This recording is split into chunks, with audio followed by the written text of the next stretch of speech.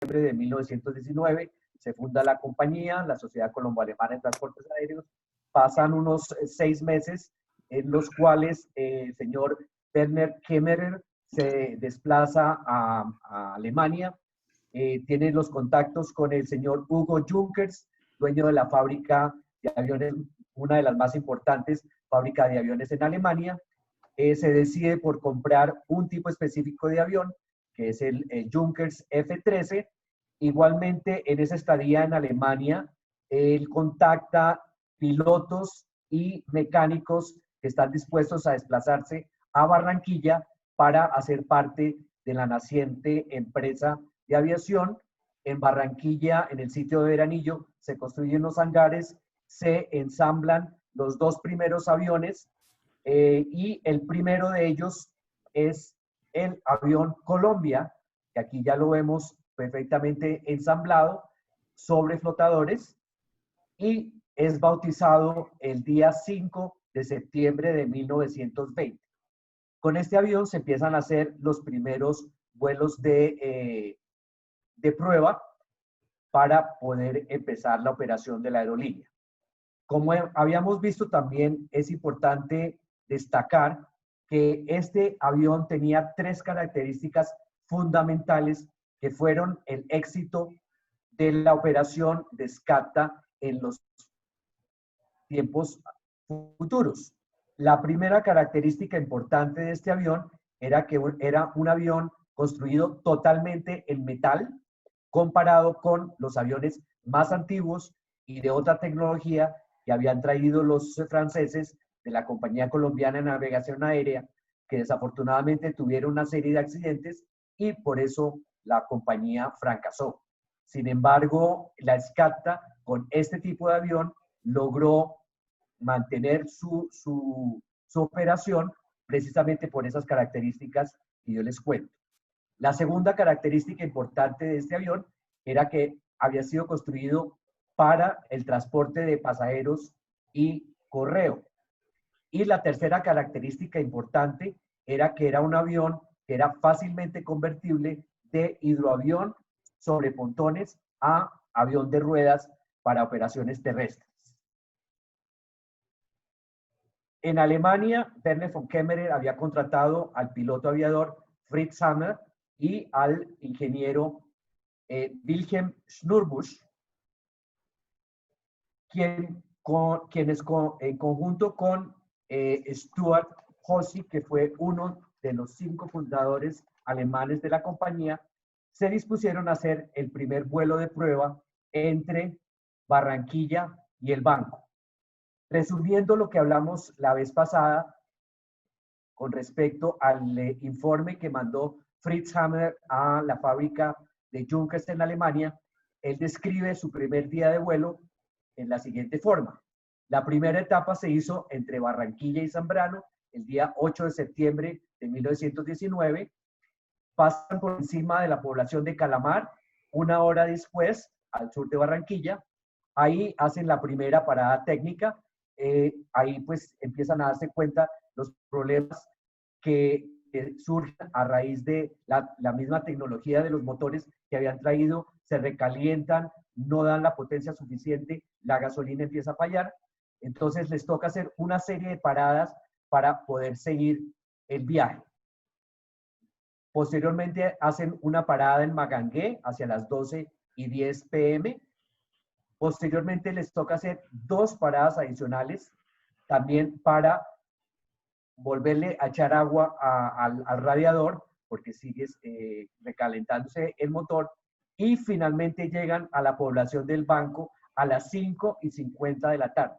Todo esto está documentado en la carta que Fritz Hammer, el piloto principal, le manda a la fábrica en Alemania, que están también muy pendientes del desarrollo de estos vuelos y el desempeño de sus aviones Junkers F-13. El total del viaje ese día fueron 9 horas y 30 minutos. Estamos apenas en el Banco. Aquí vemos una vista del avión en alguna parte en el Magdalena. Otro de los temas importantes en ese momento es que en el río Magdalena se veían los vapores fluviales que eran importantísimos en ese momento para llevar toda la carga y el correo entre el interior del país y Barranquilla. La Escata precisamente venía a competir con estos vapores en tiempo y velocidad para transportar pasajeros y eventualmente el correo. La segunda etapa del vuelo se hizo 2 días después, porque el día 9 de septiembre se dieron cuenta que el barco que les llevaba el combustible se había demorado, no llegó y además hubo muy mal tiempo en el banco ese día y no pudieron despegar. Entonces, para el día 10 de septiembre, que se completó la segunda etapa del vuelo entre el banco y Puerto Berrío, salen del banco a las 8:18 de la mañana, hacen 2 paradas técnicas. Eso quiere decir que simplemente acuatizan en un sitio, vuelven y le echan agua a los radiadores, prenden los motores, vuelven a despegar y continúan su viaje para llegar finalmente a Puerto Berrío a las 12:25 de la tarde. El total del viaje ese día fue de 4 horas, 7 minutos. Aquí vemos ya el avión Colombia cuando llega a Puerto Berrío, pero aquí lo importante es ver el trayecto en la parte izquierda del mapa. Vemos arriba la parte donde está Barranquilla. Ellos fueron siguiendo todo el trayecto del río Magdalena, pasando por Calamar, Magangué, dan la vuelta, pasan por el banco y el mapa continúa aquí en esta parte hasta llegar a Puerto Berrío. Pero si ustedes ven, siguiendo la curvatura del río, pues obviamente que se demoraron mucho más tiempo que lo que fue el vuelo de regreso, que fue muchísimo más corto porque lograron vencer todos los problemas que tenían de recalentamiento en el motor y lo hicieron el día 14 de septiembre, el vuelo de regreso de Puerto Berrío a el banco y del banco a Barranquilla. Entonces, en este solo hicieron una parada técnica y lograron también 2 hitos en la navegación, que hicieron la navegación en línea recta hacia el norte sin necesidad de seguir toda la curvatura del río Magdalena. Lograron una altura de crucero de 1.700 metros, que también les facilitaba muchísimo el vuelo, por lo cual el vuelo de regreso se hizo en únicamente 4 horas y 20 minutos, comparado con las 2 jornadas anteriores de bajada entre Barranquilla, el banco y Puerto Berrío, que se hizo en 13 horas y 37 minutos, si sumamos las 2 jornadas de los días que mencioné anteriormente. Entonces aquí ya vemos que el regreso fue muchísimo más corto, lo hicieron en línea recta en vez de seguir las curvaturas del río y lograron hacerlo en 4 horas 20 minutos, que ya era algo realmente novedoso.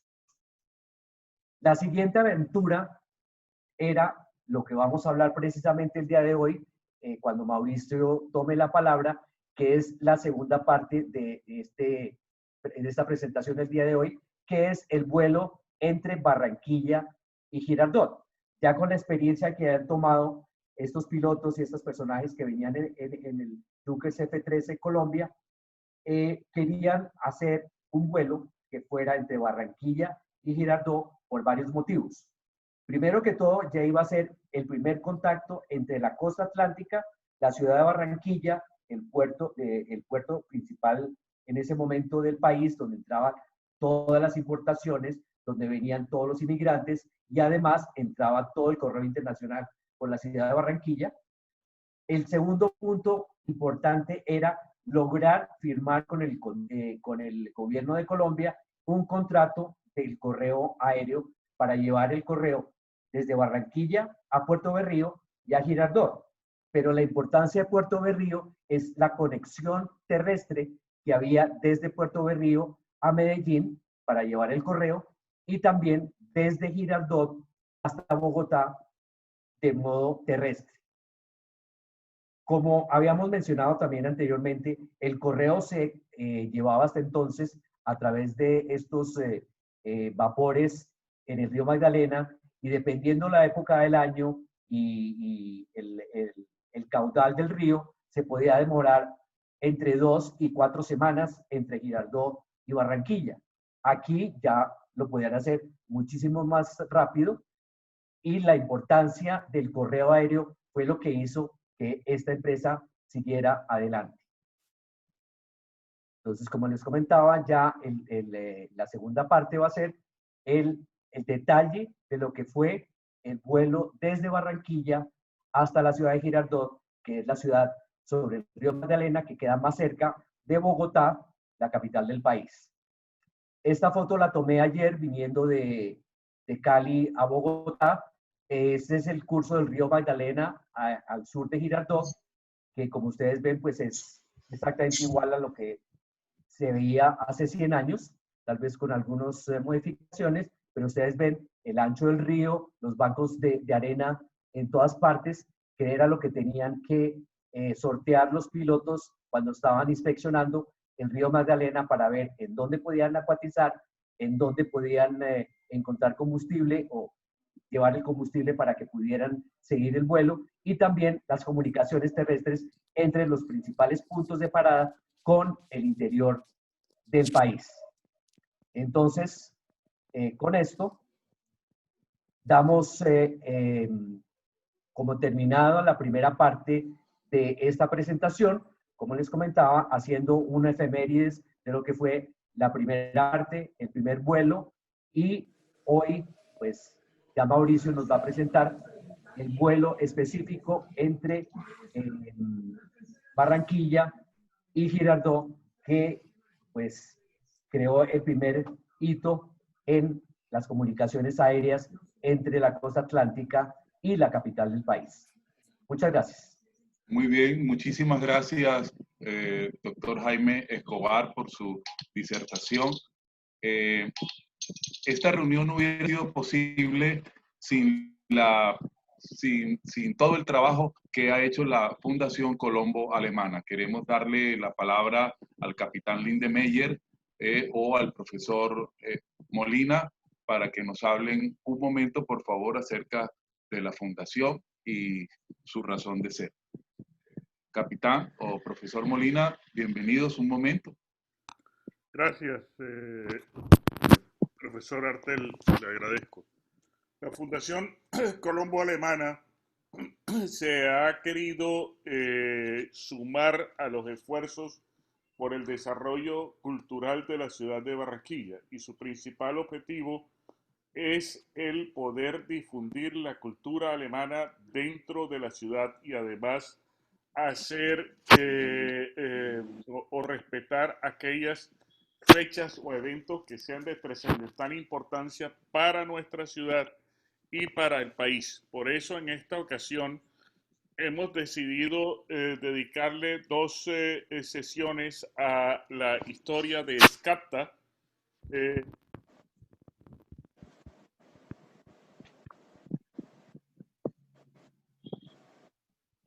Se interrumpió. Barranquilla y Girardot, y que hoy va a recrear el profesor Umaña. Además de eso, nos sumamos a otro evento y es los 200 años de la Armada Nacional. ¿Por qué? Porque el sitio de Veranillo, que es el sitio del cual eran estos vuelos, el sitio desde el cual Barranquilla puso a Colombia a volar, hoy en día es el lugar de la Escuela Naval de Suboficiales. Por eso hemos tratado de vincularlo con este otro evento que es de importancia en la historia del país. Siendo así, Mauricio, creo que no queda más sino que tú nos deleites con la recreación de la historia de este vuelo. El micrófono es tuyo, la audiencia es tuya, por lo tanto. Muy bien, capitán Lindemeyer, muchísimas gracias por enterarnos a todos sobre la función social que cumple la Fundación Colombo Alemana. Queremos invitar ahora al doctor Mauricio Umaña Núñez. Es ingeniero mecánico de la Universidad Nacional de Colombia, especialista en programación y redes de cómputo.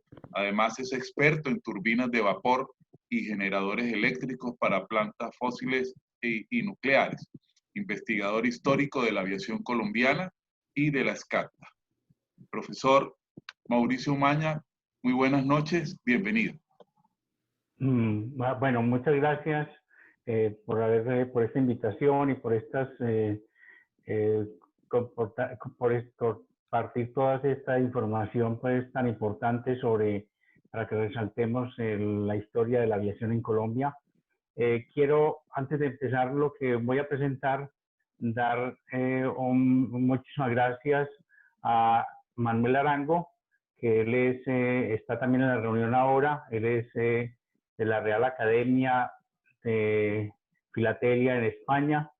Él nos ha colaborado muchísimo con cantidad de información, de imágenes, y lo que vamos a presentar hoy va muy relacionado con eso, en especial porque no tanto es el primer vuelo que se hizo de Barranquilla a Girardot, sino que fue el primer vuelo oficial de correo de la SCACTA en Colombia. O sea, en el vuelo anterior que se había hecho y que narró Jaime, fue una demostración, o sea, se les dio como una especie de autorización para hacer el transporte de correo, pero ya para este vuelo se expidieron estampillas y ya formó pues fue un correo oficial.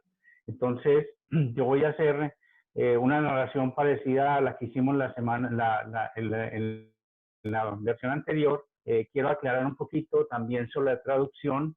La traducción, yo le he hecho algunos cambios a la traducción porque muchas veces lo que está escrito en el papel, estamos hablando de hace 100 años y la persona que está leyendo al otro lado entiende exactamente de qué está hablando en ese momento, pero para nosotros que estamos viendo la historia hace pasados 100 años, muchas veces ellos omiten detalles que para nosotros serían importantes, nombres, o omiten ciertas explicaciones en los detalles de la correspondencia. Entonces yo le he hecho algunos pequeños cambios a la traducción para que la podamos entender mejor, la podamos disfrutar mejor. La otra que hicimos anteriormente, con la colaboración de Manuel también, nos está ayudando alguien a hacer una revisión para que la universidad que nos dijo que la iba a publicar, la publique ya con una revisión de una persona nativa de la lengua que es nativo alemán y que habla perfectamente español. Entonces eso es lo que vamos a tratar. Voy a pasar, igual que la vez pasada, un video. Voy a compartir la pantalla. Un momento. Y vamos a correr el video.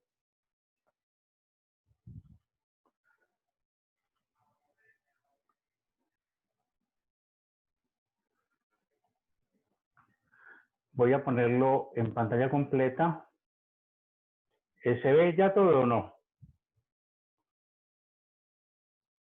Perfecto, Mauricio. Mauricio, yo lo veo perfecto.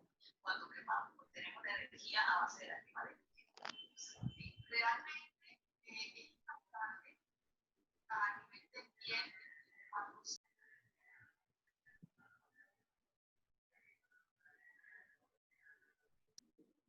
trae la piel. Sí.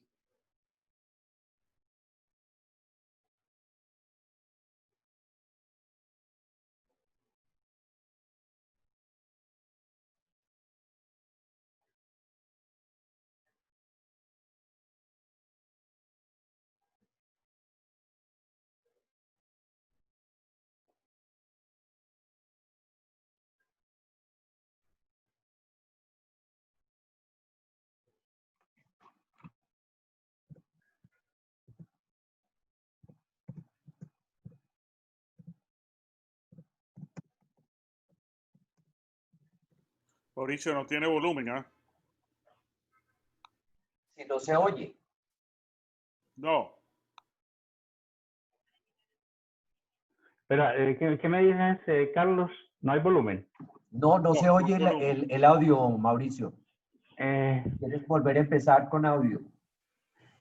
Jaime, haceme una cosa, subirlo correrlo desde el tuyo con el el link que te envié mejor, ¿sí? A ver si lo podemos sacar. Yo creo que sí, porque es que a mí yo creo que se me dañó una cosa en la computadora, porque lo que estoy viendo, y no me enlaza o sea, no me deja hacer el control del sonido.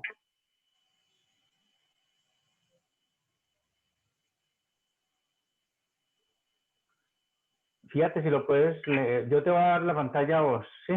Listo. Toma el control de la pantalla.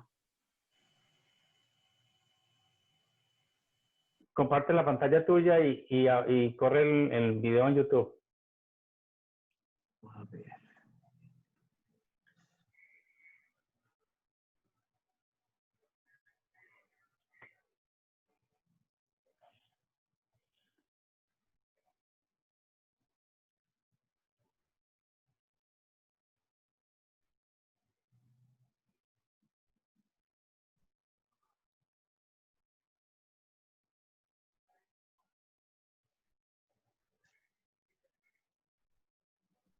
En WhatsApp, ok. A ver.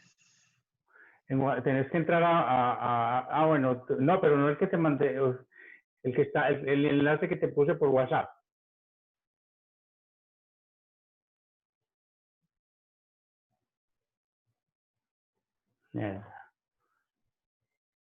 No. Abre el WhatsApp.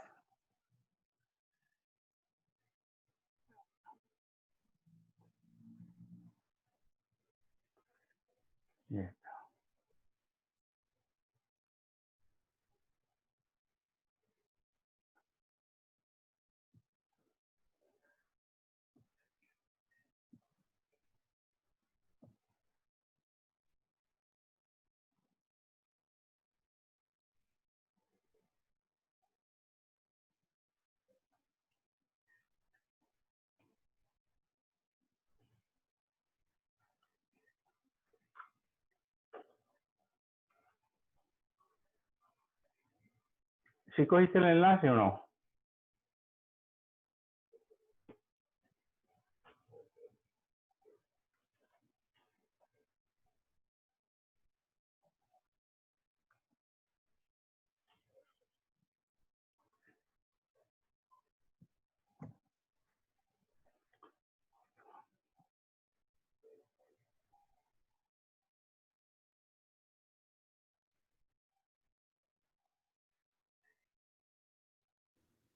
No. Mauricio, si quieres, Sí. comparte con nosotros información interesante sobre el video que vamos a ver mientras Jaime lo sube. O sea, sí, pero es que es fácil que lo ponga. Jaime, tú puedes abrir el WhatsApp en tu computador. Sí. Abre Eso es el lo que estoy... WhatsApp, vete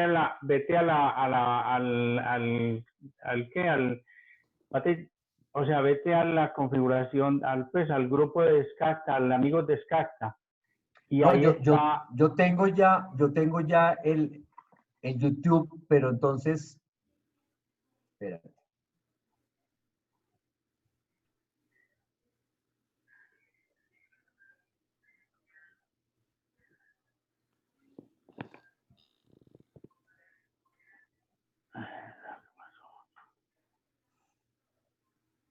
A ver, share screen.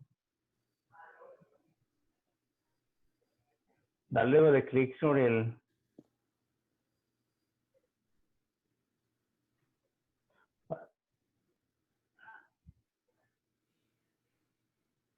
Ahí está. Ahí Ahí está. está. Sí, ahí está. ¿Tiene sonido?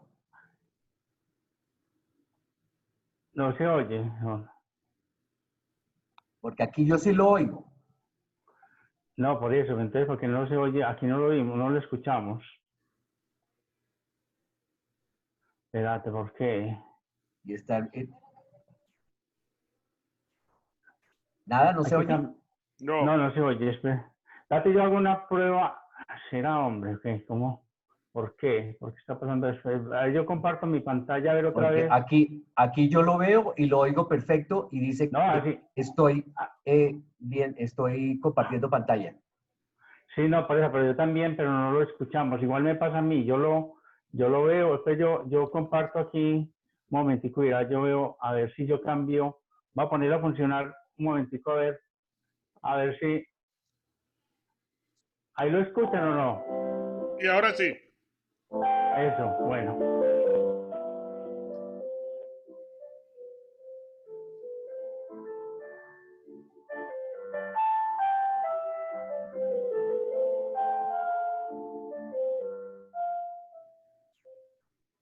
Puede colocar pantalla completa para que se vea mejor. El vuelo del colibrí. Primer vuelo oficial de correo postal de Escarta. Entre las ciudades de Barranquilla y Girardot. 19 y 20 de octubre de 1920. El 20 de octubre del 2020 se cumple el centenario del primer vuelo oficial con correo postal de la Sociedad Colombo-Alemana de Transportes Aéreos de Escarta. El vuelo se realizó en el hidroavión Colombia, que partió del puerto aéreo de Veranillo en Barranquilla al comando del aviador Helmut von Krohn, acompañado por el ingeniero Wilhelm Schnurfuß. La salida se realizó a las 7:04 de la mañana del martes 19 de octubre de 1920. Pocos minutos después el hidroavión volaba por encima de Calamar, para llegar a las 8:30 a Magangué y a las 9:50 a El Banco, en donde los aviadores bajaron a tierra y luego de realizar algunas reparaciones en el radiador, continuaron su viaje a pesar del mal tiempo. Arribaron a Puerto Berrío en horas de la tarde, donde pernoctaron esa noche. El día miércoles 20 de octubre de 1920, llegaron a Girardot a las 2:35 de la tarde, terminando el recorrido con su primer correo postal oficial. La estampilla utilizada para este vuelo presenta algunas características especiales que la diferencian de las posteriores. Este fue el único vuelo que requirió un recargo de 50 centavos, ya que el valor de las estampillas expedidas posteriormente fue modificado a 30 centavos por sobre de 15 gramos, de acuerdo a lo estipulado en el contrato de transporte de correo, firmado entre el Gobierno de Colombia y la Sociedad Colombo-Alemana de Transportes Aéreos. La estampilla en el sobre presenta un color verde claro con matasellos ovalado y la siguiente inscripción: Servicio Postal Aéreo SCA-DCA con la figura borrosa de un colibrí. El matasello solo se utilizó en este vuelo, por lo que se le conoce como el vuelo del colibrí. El sobre tiene además dos estampillas del Correo Nacional con valores de 1 y 2 centavos, con matasello circular y la inscripción Girardot, Colombia, 20 de octubre de 1920. El nombre y dirección del destinatario en el sobre fue borrado. Se conocen pocos ejemplares de sobres con estas estampillas. Acerca de este primer vuelo postal de Escarta y los inconvenientes que se presentaron, el jefe de aviadores de Escarta, Fritz Hammer, envió a Dessau, Alemania, el siguiente informe. Bogotá, 22 de noviembre de 1920, para Hunkersflug Zeuwerkach, Dessau, Alemania. Debido a una enfermedad y a un viaje urgente no pude informarles antes. Estaba acostado con fiebre cuando fue programado nuestro primer vuelo oficial de correo. Con el corazón apesadumbrado tuve que enviar el avión en su ruta sin poder estar yo allí. El motor, que había sufrido en los primeros vuelos, lo habíamos revisado a fondo y ahora tenía mejor compresión que antes. Pero desafortunadamente resultó que esto no es una ventaja, por el contrario, una desventaja aquí en el trópico para un motor sobrecomprimido. Se recalentó aún más de lo que lo había hecho inicialmente.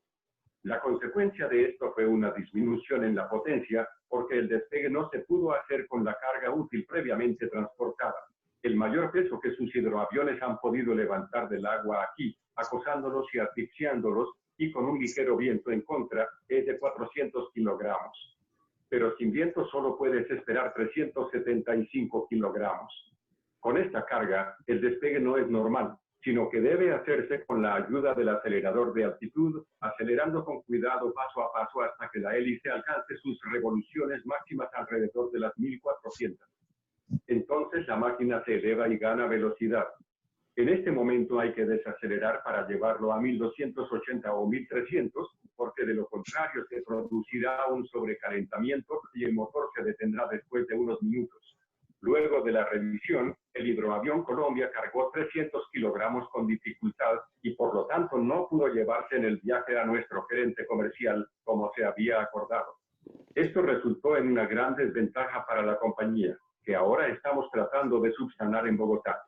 A pesar de la niebla, el hidroavión se lanzó al agua a las 7 en punto el 19 de octubre y despegó a las 7:04.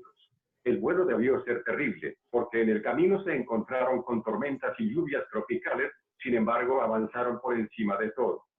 Lamentablemente el radiador por 20ª vez volvió a presentar fuga, por lo que debió ser soldado en la población del Banco, lo que resultó en una gran demora y el vuelo no se pudo completar en un día.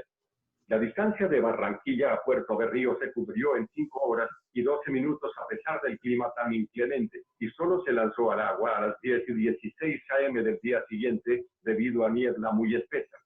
El hidroavión requirió 2 horas y 19 minutos hasta Girardot, de modo que el primer viaje directo de Barranquilla a Girardot fue hecho en 7 horas y media. La recepción y los actos solemnes de bienvenida fueron sencillamente fabulosos y se prolongaron por varios días. Desafortunadamente ocurrió un imprevisto en el primer intento de acuatizaje al aplastarse uno de los flotadores y desfondarse. Por esta razón, se decidió rearmar el avión y con mucho esfuerzo se retiraron los flotadores y se instaló el tren de aterrizaje. Entre otras cosas, el avión tuvo que ser llevado sobre el terraplén de la orilla de 25 metros de altura para ser transportado hasta el aeródromo acondicionado cerca de la ciudad, donde se realizó el ensamble final. Es incomprensible que su fábrica no haya suministrado los tornillos del fuselaje. Por lo tanto, el señor Surbus tuvo que ingeniárselas con medios rudimentarios. El traslado a un lugar más amplio resultó bien. El despegue fue corto y fácil. El nuevo lugar estaba al otro lado del río y tenía piedras que había que remover. Estaba previsto que Von Braun volara con su avión a Bogotá. Se hizo un vuelo de prueba antes de emprender el viaje final. El despegue fue inobjetable, igualmente el vuelo. Solo que el señor Von Braun dice que el área de la superficie de los estabilizadores pudiera ser de mayor tamaño ante las ráfagas de viento cerca a las montañas. El viento soplaba transversal a la pista acondicionada. Por lo tanto, Von Braun dirigió la máquina a uno de los rincones del campo. Presionó un poco el acelerador para que el motor se asentara sin sobresaltos. En el momento en que el avión arrancaba, una de las ruedas golpeó una piedra, atascándose en ella, quedando el tren de aterrizaje colgado y destrozado en la parte de atrás. En aproximadamente 10 metros el avión Colombia frenó de una velocidad de 100 kilómetros a cero. No obstante, el fuselaje sufrió algunos daños. Desafortunadamente también la viga principal, un tanque, la palanca de transmisión de la dirección y todo el enchapado. Excepto por la hélice, el motor increíblemente había permanecido intacto. El señor Surbus lleva 2 semanas trabajando en el avión y espera tener todo en orden para el final de esta semana. Las ruedas no tienen forma de ser reparadas de nuevo. Si usted cumple con su compromiso y se empacan las mismas ruedas para los carros de flotación que para el avión, entonces estaríamos bien, puesto que una reconstrucción sería imposible. Los accesorios del fuselaje fueron retirados de las láminas de metal. El señor Dierken, nuestro gerente comercial, y yo volamos aquí a Bogotá en el segundo avión la semana pasada e hicimos el viaje en 6 horas y media. El ensamble de este avión requirió mucho esfuerzo. Varios puntales no habían sido taladrados y todo el marco encajaba muy mal. El núcleo del motor aparentemente se había terminado de trabajar en la ciudad de Guardemunde y se veía muy bien. Pero el motor presentaba algunos inconvenientes. En el carburador encontramos una masa de esmeril marrón que al principio quise considerar como óxido. Más tarde todos los cilindros del motor se estropearon, aunque la lubricación era excelente. Llevo días iniciar el motor, porque la ignición estaba completamente desfasada. En lugar de 12 a 14 milímetros de ignición anticipada, había 1 a 2 milímetros de ignición tardía, lo que corresponde a una ignición tardía total de unos 18 a 19 milímetros. Por lo tanto, me vi obligado ante la compresión de los cilindros a instalar el motor de reserva, que lamentablemente llegó aquí parcialmente averiado. En un taller con un torno pude arreglármelas por mí mismo y sustituir las piezas dañadas del carburador y ajustar la compresión. En los próximos días iremos con el segundo avión a Neiva, donde nos esperan con gran interés. Esperemos que nos vaya bien.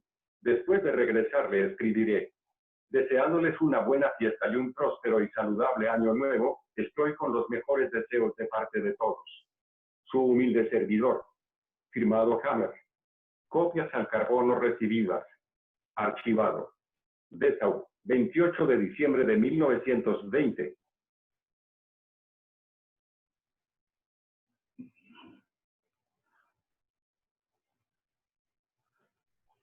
Bueno. Ahí sí me escuchan a mí otra vez, ¿no es cierto?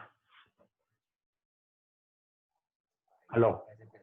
Sí, señor, lo estamos escuchando perfectamente. ¿Cómo nos sigue? Bueno,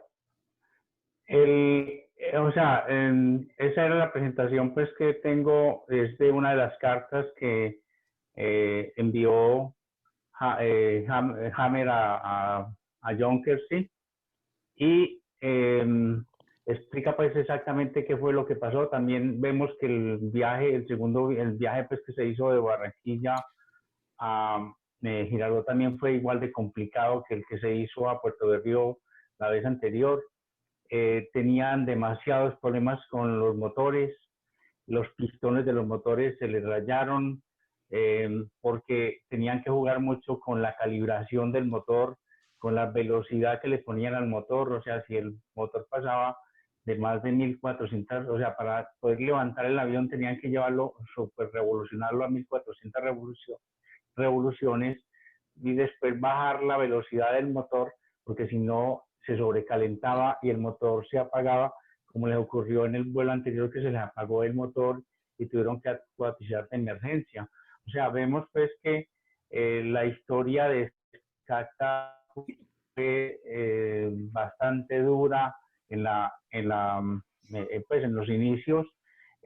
Vemos, yo tengo algo también de historia que quisiera mostrarles y es con referencia a lo del año de 1920, que veamos que todo lo que estaba pasando en ese momento, para que entendamos también pues que además de SCACTA, o sea, están aquí, tenemos el año 1920 y podemos ver todo lo que estaba pasando en el 20, en enero con la llegada de los aviones de la CCNA.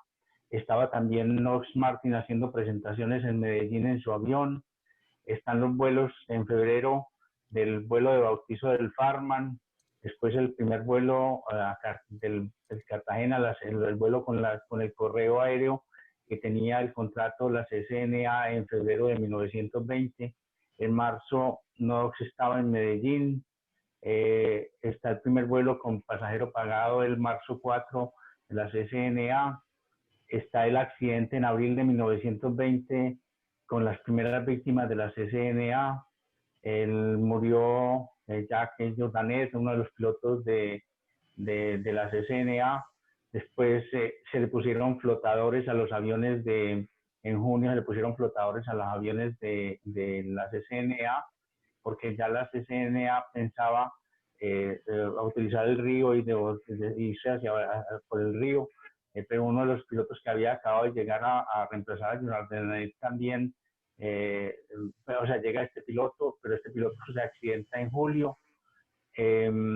Hacen el hangar para la llegada del Farman F-60, el Goliath. En agosto llegan los aviones de la SCACTA, se ensamblan rápidamente porque el ensamble fue extraordinariamente rápido.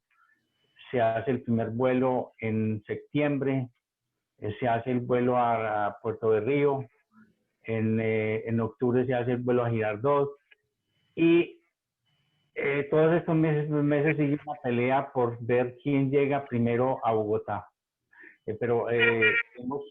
O sea, en la carta la carta que realizó Hammer está contada con detalles pues de la llegada a Bogotá, pero no hay detalles de lo que pasó en Bogotá, porque en Bogotá también fue un viaje muy accidentado por parte de la SCACTA, así que todavía tenemos muchos más datos de todo lo que pasó este año de 1920.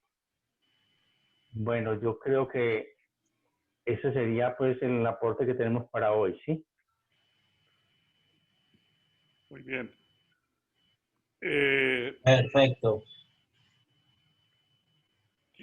No sé si haya, y quizás la parte más importante, más agradable de estos foros es precisamente el foro, el tener la oportunidad de intercambiar ideas y de preguntarle a los expositores, sobre todo que tenemos aquí dos historiadores de lujo en materia de historia de la aviación. De manera que yo declararía abierto el foro de las preguntas que quieran hacerle a Jaime y a Mauricio, y los invito a todos a participar en el mismo. Se colocan las preguntas en el chat, ¿no? En el chat, o si quieren levantan la mano y pueden, se les da la palabra. Bien puede, Oscar, puede hacer uso de la palabra. Buenas noches, ¿me escuchan? Sí, perfecto, sí, señor. Perfecto. Tengo entendido que SCACTA en 1920 transportó 4 pasajeros y 200 kilos de carga. Eso fue en los 2 vuelos que hizo. O hizo más hizo un vuelo, creo que hizo Girardot-Bogotá. ¿Esos fueron los únicos 3 vuelos que hizo SCACTA o hizo más? No, es que, perdón que conteste yo, Jaime, perdona. No, o sea, lo que hemos relatado son solamente los primeros vuelos, ¿sí? Pero de esta fecha para adelante está también el vuelo a Neiva, que tenemos una relata también muy bonito del vuelo a Neiva. Tenemos el vuelo, la llegada a Bogotá. O sea, ellos tenían, eso es lo que trataba de mostrarles. O sea, ahí, de aquí para adelante, en lo que fue el resto del año de 1920, una lucha por llegar a Bogotá, por consolidar la aviación, porque teníamos a North Martin, teníamos a la CCNA que estaba tratando de resurgir después de sus 2 accidentes. North Martin se había asociado con unos bogotanos para fundar la compañía colombiana, la compañía bogotana de aviación, que nunca encontramos papeles de ella, pero el avión figura con ese logotipo. Y tenemos entonces de que había mucha competencia y sí hubo más vuelos. Y en el año que sigue, en el año 21, Hammer se desplaza a Alemania. Hay un personaje que está ya en todo este círculo funcionando, que tenemos muy buenas historias y tenemos una carga extraordinaria en diciembre de 1920, y es de un personaje que se habla poco en estas etapas iniciales, pero desde la primera carta que Hammer mandó a Alemania está hablando de Peter Paul von Bauer, ¿sí?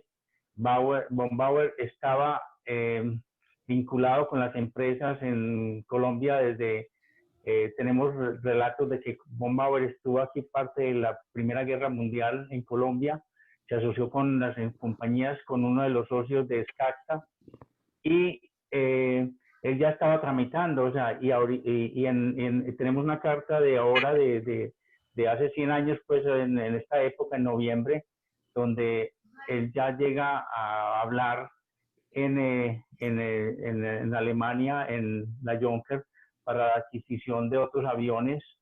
Él tiene muchos intereses en la parte de exploración aérea, pero ya está todo ese paquete armado. O sea, había un gran interés en levantar la aviación en Colombia en ese momento, ¿sí?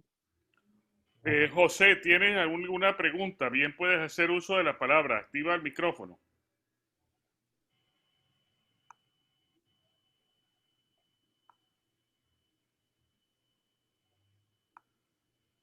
Bueno, active el micrófono.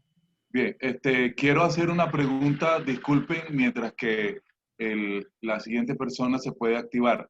Doctor Umaña, ya estoy listo.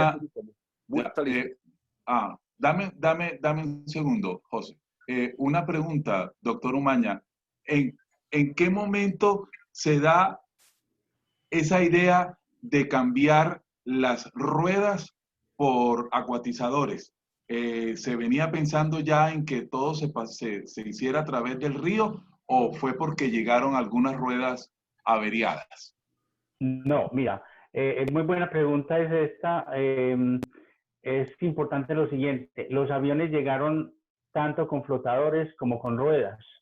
Una de las discusiones que se hizo en las primeras cartas de Hammer a Alemania era de que no entendía por qué los flotadores que habían las llantas que habían mandado para los aviones eran diferentes a las llantas que mandaron con unos carritos para transportar los aviones de tierra al agua. Entonces decían, y en esta carta vuelven a hablar de esas llantas, o sea, si recuerdan la foto que les mostramos del avión, las ruedas eran como con radios. Ellos mandaron ruedas diferentes para los aviones y ruedas diferentes para los carritos con que iban a transportar los aviones para meterlos al agua. Los llamaban como carretillas, unas carretillas. Entonces, en la carta le dice, por favor, si cumplen con lo que le estamos diciendo, ojalá que nos manden llantas, porque necesitamos llantas, porque las llantas, o sea, tenemos accidente, ese accidente que estamos relatando en Girardot, hubo un accidente y destruyeron el tren de aterrizaje. Eso llevó a que, o sea, ellos tenían programado llegar a Girardot, ponerle las llantas y volar a Bogotá.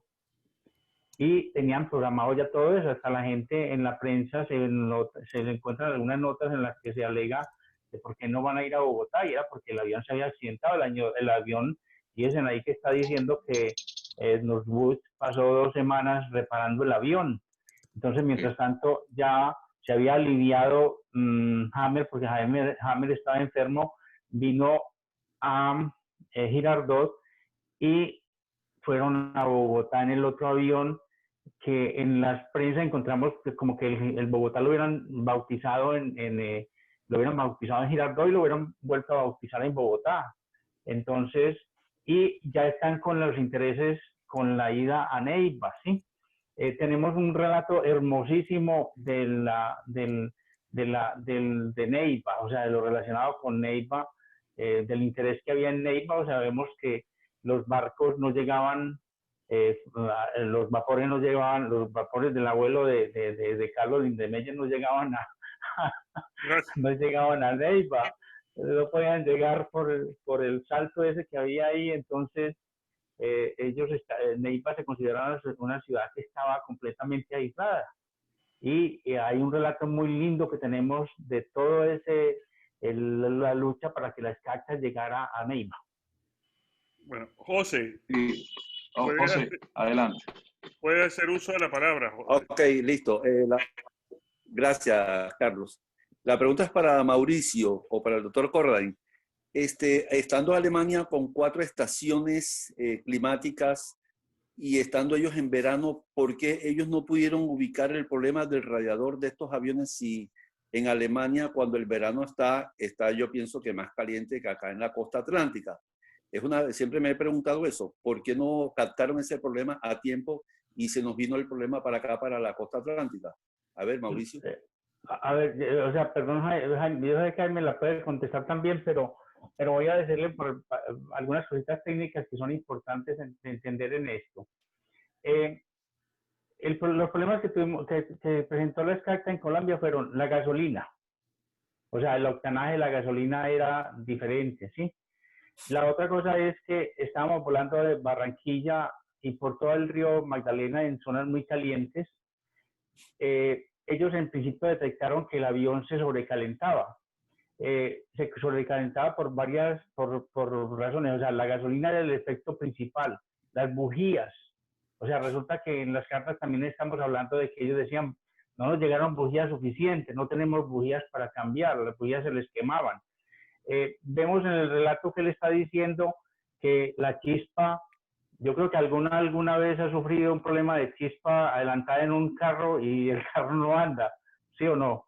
Sí, claro. Todos saben lo que es una chispa adelantada en un carro. Eso sí, mismo les estaba pasando a ellos, y hoy en día todos esos mecanismos son muy automáticos. O sea, ya no porque ya son electrónicos, pero antiguamente había unos mecanismos que con el avance y con la regulación regulaban muy bien la chispa. Ellos no tenían ese problema, no tenían esa ventaja en ese momento. Entonces, con el octanaje de la gasolina, la calidad de las bujías, todo esto daba que el avión se calentara. Entonces, ¿qué pasó? Snodbus diseñó un radiador alterno porque estaban viendo que necesitaban más refrigeración. Entonces le pusieron un radiador y le pusieron un radiador al lado. En las fotos que tenemos ahí se ve perfectamente el radiador que lo pusieron afuera del chasis, ¿sí? O sea, afuera en la parte de adelante está puesto el radiador. La idea de ese radiador era dar mejor lubricación. Pero ¿qué pasó? O sea, ¿cómo se solda un radiador? Los radiadores, estamos hablando de 1920, eran esa soldadura que tú ponías, ¿alguna vez alguien ha visto soldar un radiador? Lo hacen como con una especie de plata, de cobre, de estaño. Estaño. Entonces, ellos soldaban esos radiadores con ese estaño y el calentamiento los volvía a fundir. Entonces, el radiador no era un radiador, sino que parecía un aspersor de agua, o sea, eso salía agua por todas partes. Sí, entonces los problemas técnicos eran bárbaros, o sea, ellos lucharon. En las cartas que encontramos de von Bauer, él se viene para Colombia, o sea, él estaba en Colombia en el año 20, él fue a hablar con Juncker, a hacer negocios con Juncker. Él quería traer un avión para hacer la exploración fotográfica, pues montar la sección científica, y él trae nuevos motores, o sea, los motores se volvieron a cambiar porque se buscaron por motores mejores y más acondicionados para el terreno nuestro, pero lo más fundamental era la gasolina, el calentamiento y la soldadura. Ok, gracias por la aclaración. Quiero hacerle una pregunta a cualquiera de los dos expositores. Estamos hablando de 1920, está comenzando la aviación. La pregunta mía es la siguiente. ¿Hay alguna carta en donde se le explique a los alemanes qué clase de territorio es el nuestro? ¿Cómo es la geografía de nuestra región para que ellos tengan en cuenta eso con respecto al tipo de materiales que van a utilizar, no sé, con los acuatizadores, con las llantas? Hubo una clase, perdón que no sepa nada al respecto, pero hubo alguna clase de advertencia a los alemanes para que se hiciera algo al respecto con lo que estaba pasando acá. Es decir, pues no habían carreteras asfaltadas, nada, no, estamos hablando de 1920, donde todo está de alguna manera incipiente. A ver, Jaime, ¿quieres contestarlo o lo contesto? Tal vez podemos mencionar que en las primeras cartas precisamente que mandó Fritz Hamann en el primer vuelo a Puerto Berrío, él dice que para él era totalmente un territorio inexplorado y ellos realmente no sabían qué esperar del territorio. Obviamente saben de la sección del río Magdalena, pero inclusive ellos mencionan que los mapas que tenían no se ajustaban a la realidad, porque una cosa es tener un mapa casi que sobre un papel y otra cosa es ver un mapa desde el aire. Entonces, inclusive ellos mencionan de que los pueblos no están en la localidad exacta comparado con lo que tenían en los mapas. Y para ellos también fue una sorpresa enorme cuando se dieron cuenta que para subir pues, de Girardot a Bogotá tenían que subir por encima de la cordillera para bajar nuevamente a la sabana de Bogotá. Y por eso tuvieron tanto problema para lograr esos primeros vuelos a Bogotá, porque no estaban preparados para volar a esas alturas. Era muy fácil volar sobre el río Magdalena entre Neiva y Barranquilla a una altura de crucero de 1.700 metros, comparado con subir hasta Bogotá a muchísimo más, casi al doble de altitud operacional. Entonces, para ellos fue toda una sorpresa y fue, pues, la proeza que lograron en esos vuelos, volar en climas tan diferentes.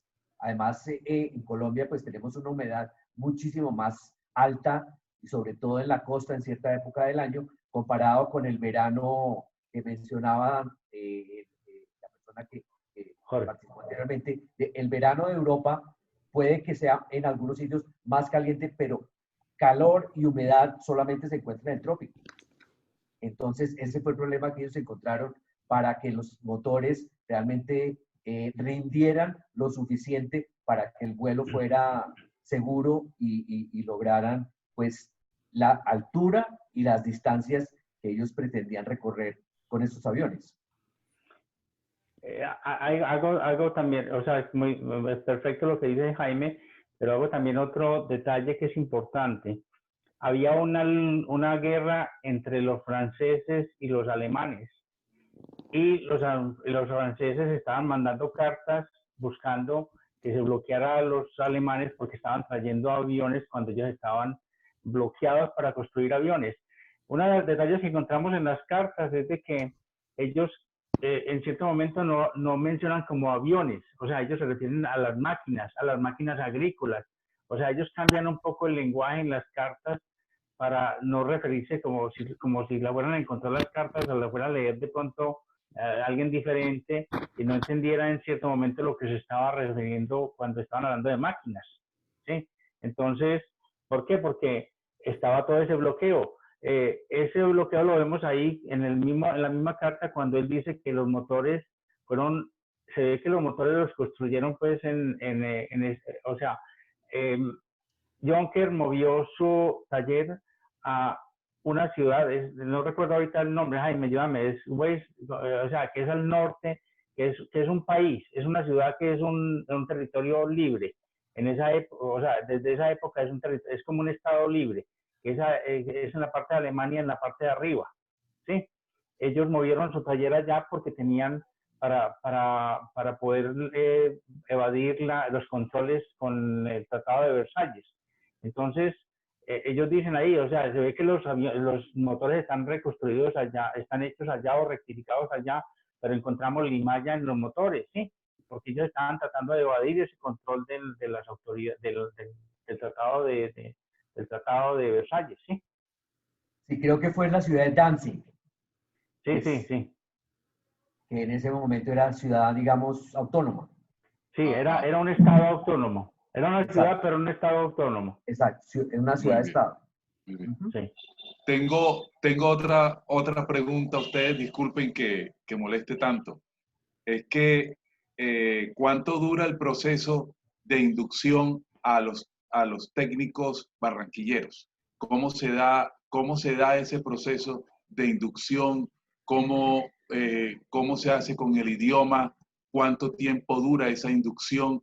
¿Qué tan rápido aprenden los técnicos barranquilleros? ¿Y qué apellidos hay que se hayan distinguido entre las personas de aquí que empezaron a hacerse al mundo de la aviación?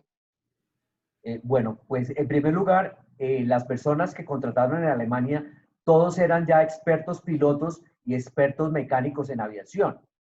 Recordemos que después de la Primera Guerra quedaron desempleados miles de personas técnicas y además también sabemos que la gente que llegó a la aviación alemana en la Primera Guerra era gente de un nivel social muy alto, la mayoría era gente noble y tenían una preparación académica muy alta. Lo mismo los mecánicos de aviación.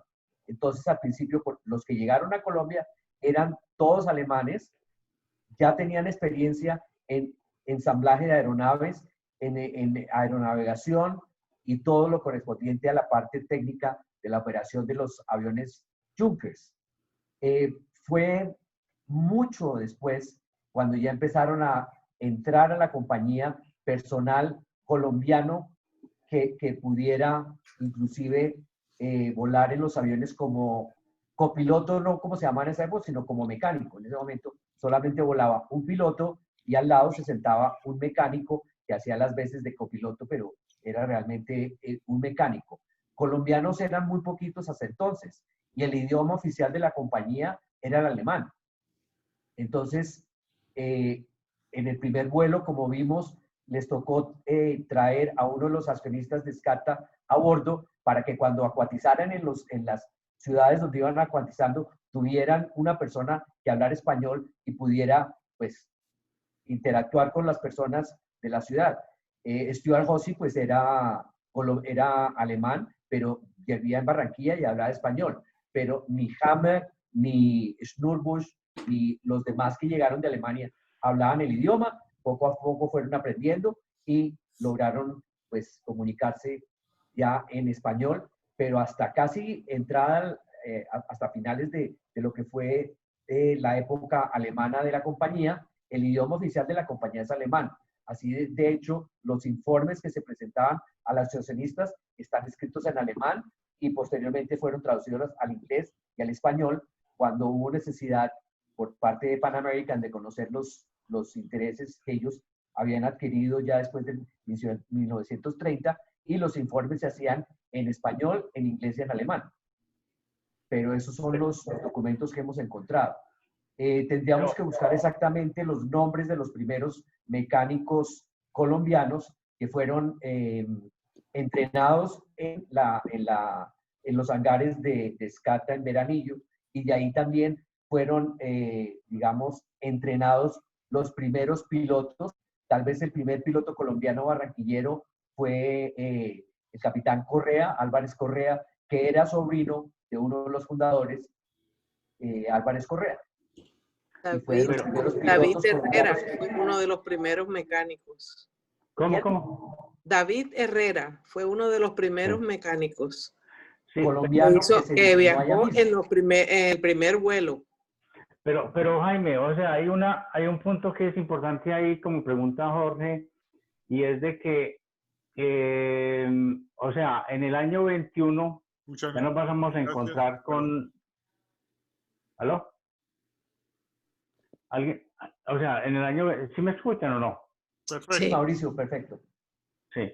No, que en el año 21 ya nos encontramos con el capitán Forero. Forero trabajó con SCACTA desde el año 21. Ignacio Forero. Sí, Forero junto con el italiano Guisardi, ellos se unieron a SCACTA en el año 21 y fueron los que llevaron, o sea, fue en el año 21, no, después, o sea, en el 24, después, perdón, ¿no? 23, después. Sí. Forero se graduó en la escuela militar de... Sí, pero ellos fueron los que condujeron la compañía esta de SCACTA, que la SCACTA fundó una compañía que se vino con 2 aviones a Medellín, y de Medellín a ir a Manizales, ¿sí? Era Forero el piloto y el otro era Guisardi, ¿sí? Eso fue en el año 23. Después, en el año 25, nos encontramos con el mecánico que fue con la exploración pues hasta la Florida, que era colombiano también, que era el que estaba, él era el ingeniero que estaba con ellos en esa exploración, que fue un colombiano también. La otra cosa que es muy importante en esto, Jorge, es de que o sea, mi papá trabajó con SCACTA en el año 35, 36, sí, en esos años. Mi papá decía que los alemanes aprendían español inmediatamente, o sea, no es como el gringo. El gringo que llegó aquí a volar, después de que sacaron los alemanes, nunca aprendió español. En cambio, los alemanes aprendían el idioma en muy poco tiempo, y como decía Jaime, todos eran de alta sociedad. O sea, una de las cosas que encontramos en las cartas importantes es de que Hammer era casado con una hija del canciller alemán Simons. Y él en las cartas manda unas cartas, aparte de las cartas que mandaba como oficiales de SCACTA, mandaba unas cartas diciendo: le voy a mandar una correspondencia secreta con mi esposa, ¿sí? Y tanto después nos vamos a encontrar con que ese canciller vino a Colombia y estaban explorando también la forma de llevar los aviones a Argentina y de abrirse hacia el sur, que es lo que hizo Hammer. Después abrió o sea, después del vuelo en el 25, él hizo rancho aparte, digamos, y se fue a volar a Brasil y después a Bolivia, y ellos siguieron todos, se armaron por distinto lado. Camerer se fue a México y fundó una compañía en México, o sea, todos se abrieron, pero encontramos eso muy especial, o sea, ellos aprendían muy bien el idioma. Muchísimas gracias. Queremos preguntar igualmente si hay alguien más que desee hacer alguna pregunta. Bienvenido. Bueno, yo solamente... ¿Me escuchan? Sí, Moisés. Sí, gracias. No, yo solamente para sugerir, porque yo sé que ese trabajo se empezó cuando llegó la misión británica, inglesa, al Centro Nacional de Mecánica de Aviación, en el SENA, que se formó sobre los talleres que tuvo Avianca en Soledad. En esa época se trataron de reconstruir unas memorias técnicas sobre el proceso que se dio entre los talleres, perdón, entre el centro de entrenamiento, así lo llamaron, que hubo en Veranillo. Algo de eso hay en las revistas de la Sociedad de Mejoras Públicas. Leí una crónica sobre el particular que hablaba de que allí se organizó el primer centro de entrenamiento de mecánicos de aviación que dio origen al Instituto Técnico Industrial del Atlántico, que viene a organizarse por allá por los años 40, si no estoy mal. Ese instituto, que ahora funciona en Soledad y Tida, fue también la matriz de los talleres de formación de Avianca, que a su vez después derivaron en el Centro Nacional de Mecánica de Aviación del SENA, que actualmente funciona allí en la calle 30. Eso está escrito en alguna parte, no sé si fue creo que fue en la época de cuando estuvo aquí la misión de los ingleses encabezada por el señor, ¿cómo era que se llamaba? Hutchinson, Mr. Hutchinson. Estaremos revisando documentación a ver qué encontramos. Una pregunta, Jaime y Mauricio, que nos hacen en la audiencia es, ¿toda esta información de esta investigación es accesible públicamente? Mira, nosotros hemos encontrado una serie de documentos muy interesantes en los archivos de la Pan American Airways en la Universidad de Miami. Ellos se han dedicado a escanear toda la documentación y se puede encontrar en la página web de la Universidad de Miami, / Pan American Foundation y Pan American Archives. Ahí salen documentaciones que se pueden consultar. Y la otra fuente importante han sido las fuentes directas desde Alemania en el Museo de Transporte de Múnich y en el Museo Junkers, donde está toda la correspondencia entre Colombia y Alemania, porque, como les comentaba anteriormente, el señor Junkers, Hugo Junkers, estaba muy interesado en conocer todo lo que pasaba con sus aviones que estaban operando en Colombia para utilizarlos como promoción para venderlos a otros países en América Latina. Entonces, en esa documentación hemos encontrado de los aviones que exportaron de Alemania a Estados Unidos, los Junkers F-13, para transportar correo, los que llegaron a Cuba, los que llegaron a Venezuela, los que un vuelo de demostración que hicieron a Uruguay, Argentina, y posteriormente también cuando Fritz Hammer se dirige al Ecuador para fundar la Sociedad Ecuatoriana de Transporte Aéreo, CERCA, que era, digamos, la hermana de Avianca en el Ecuador, perdón, SCATA en el Ecuador, y toda esa información realmente es de dominio público. Sin embargo, pues nosotros nos hemos dedicado a bajarla, a traducirla. Afortunadamente hay unos mecanismos hoy en día para traducir inmediatamente de alemán a inglés y a español, pero como comentaba Mauricio, hay que modificar un poquito las palabras que ellos utilizaban en esa época para poder hacer que los textos sean fidedignos a lo que en ese momento el escritor quería transmitir en esas cartas a Alemania. Buenas. Si me permiten, ¿puedo hacer una intervención? Claro, bienvenido, Jaime. Gracias. Bueno, primero felicitar a la Fundación Colombo Alemana, Carlos Lindemeyer, Elkin, por estos foros que organizaron. primero para el vuelo de Puerto Berrío y ahora este para Girardot, igual a Jaime Escobar, igual a Mauricio Maña, muy interesante. El aporte que quiero hacer es decirles que la fecha anterior, del 8 al 10 de septiembre, pasó desapercibida para las personas que pudieran estar interesadas. Por ejemplo, el municipio de Puerto Berrío no hizo nada, no organizó nada para conmemorar esos primeros 100 años de ese vuelo.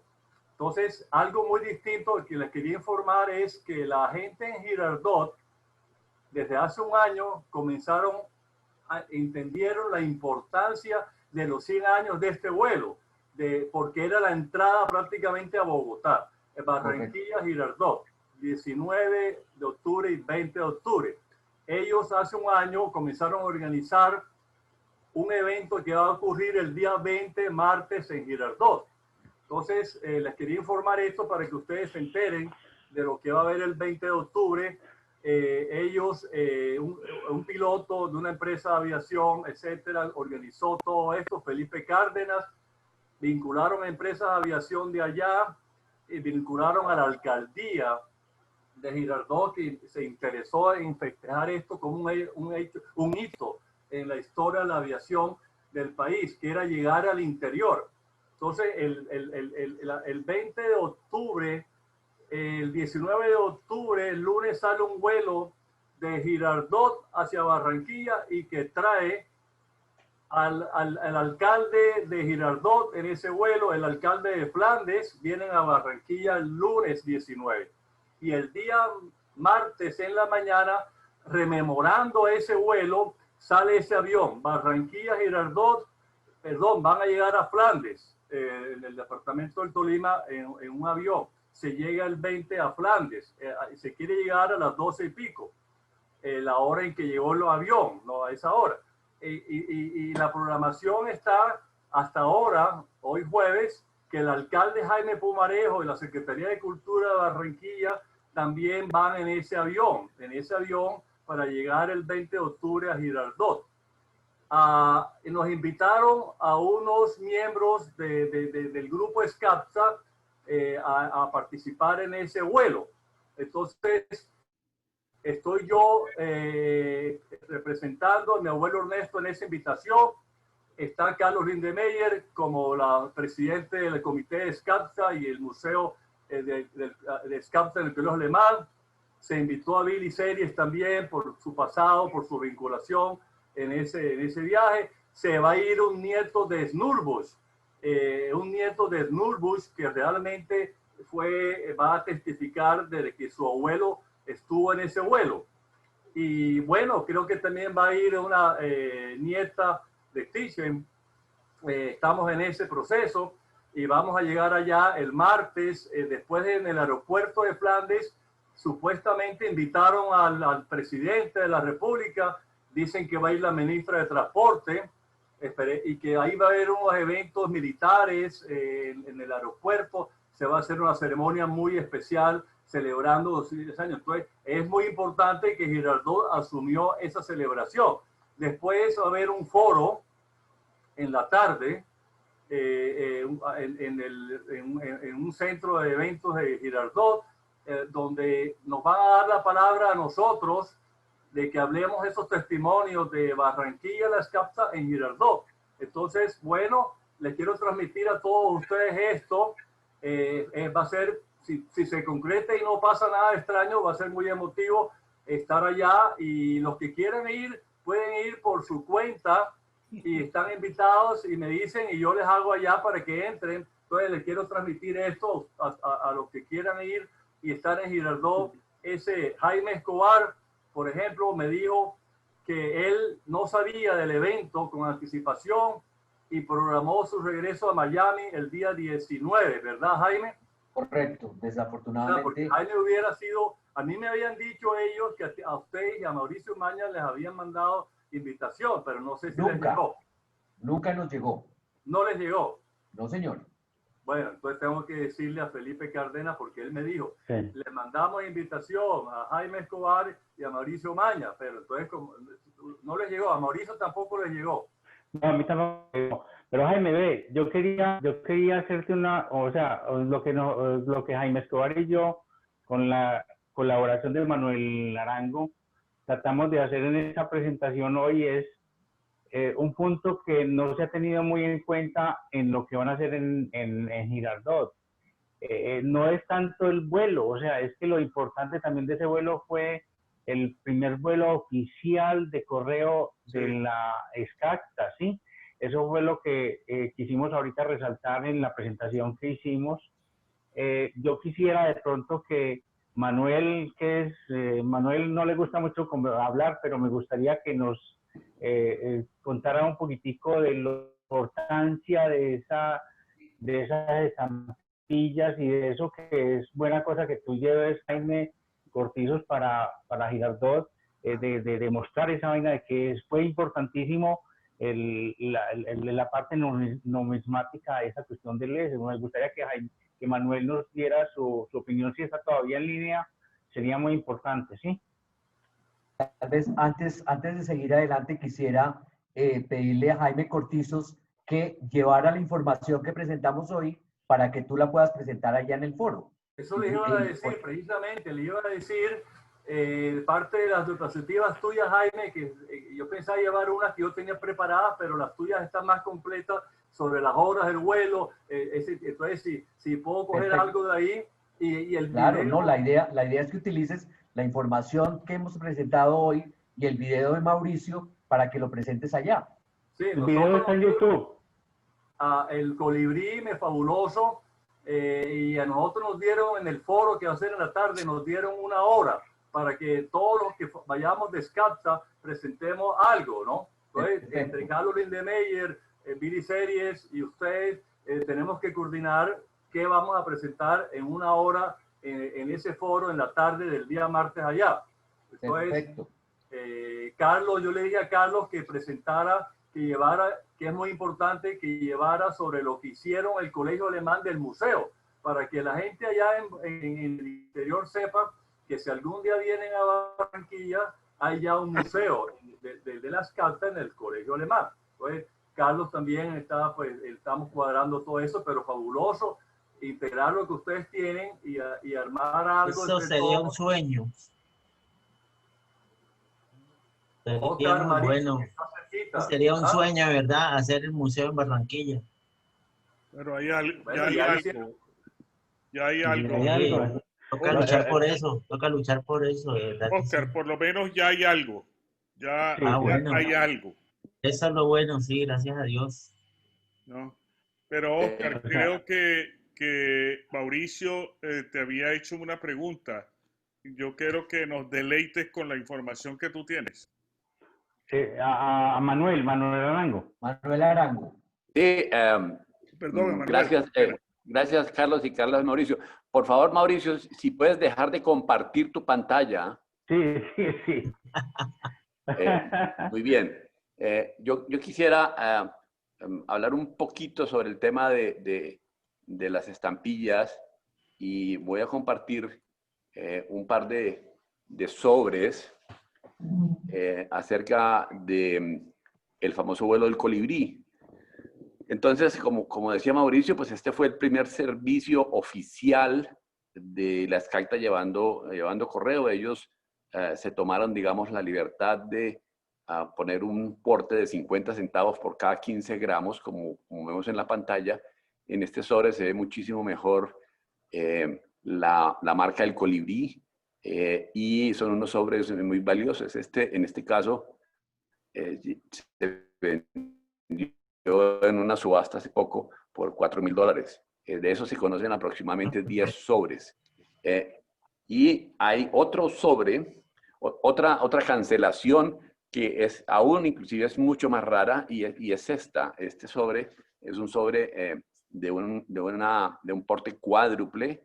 Ahí vemos 4 estampillas de 50 centavos y 12 estampillas, o sea, 2 de 5 y 1 de 2.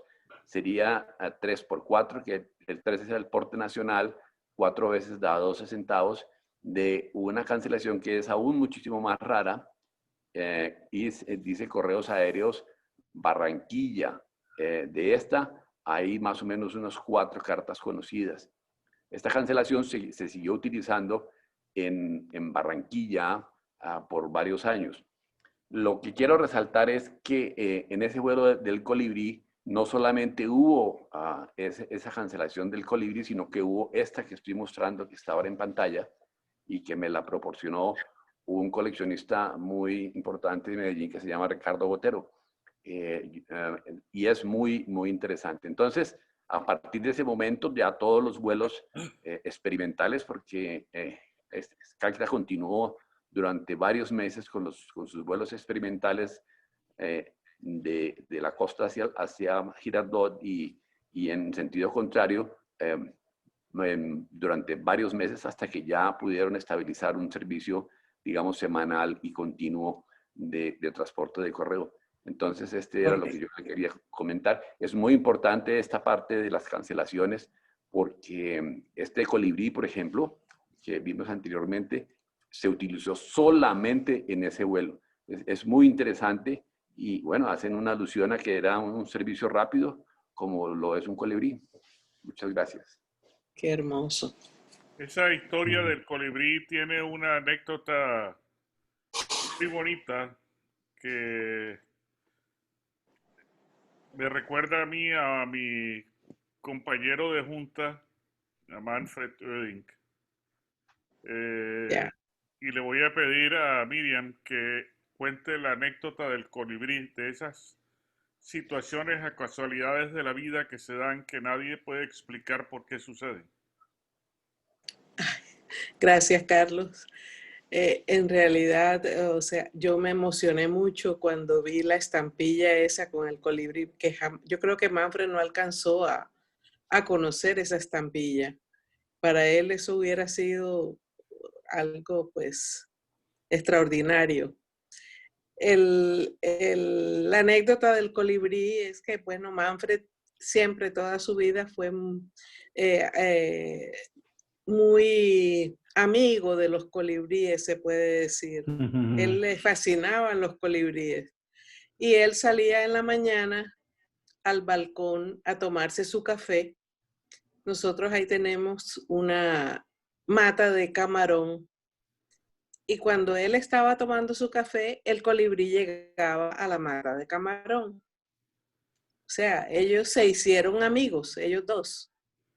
Ya el colibrí por lo general es muy arisco y apenas uno se mueve o algo, él enseguida vuela. Este colibrí no. Este colibrí llegaba, estaba Manfred ahí, él llegaba, Manfred hasta le hablaba y eso, pero se hicieron amigos. Fallece Manfred y fueron 3 días de sepelio, dando tiempo a que mis hijos llegaran de Alemania. El segundo día, eran como las 10 de la mañana, estaba la sala de los Jardines del Recuerdo llena de gente y estábamos ahí cuando vemos que entra el colibrí. No.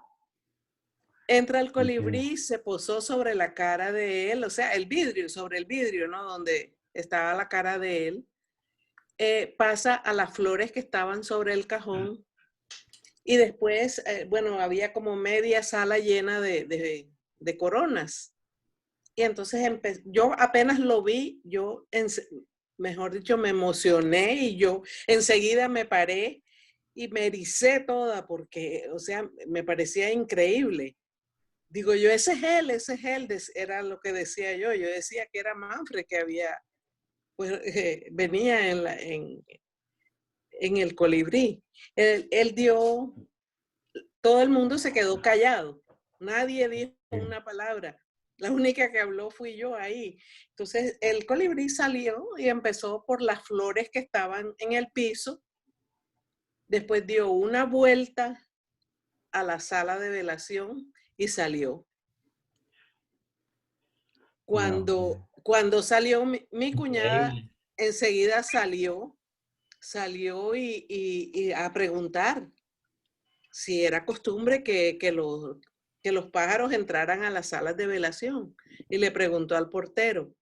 y le dice al portero, dice, doña, bueno, era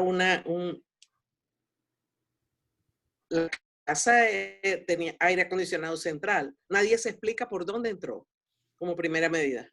Como segunda medida dice el portero, doña, es primera vez, yo tengo 10 años de estar aquí y es primera vez que un pájaro se mete a una sala de velación. Es que no hay por dónde. Pasamos a la sala de velación de enfrente, que estaban velando a una persona conocida nuestra ahí, a preguntarle si el colibrí había entrado allá. No, aquí no ha entrado nadie. Aquí no ha entrado nada. A la otra sala de velación, no ha entrado nada. O sea, llegó expresamente a saludar a Manfred, digo, a despedirse de él, pienso yo. Y después de eso, yo averigüé con el padre de aquí de la iglesia nuestra.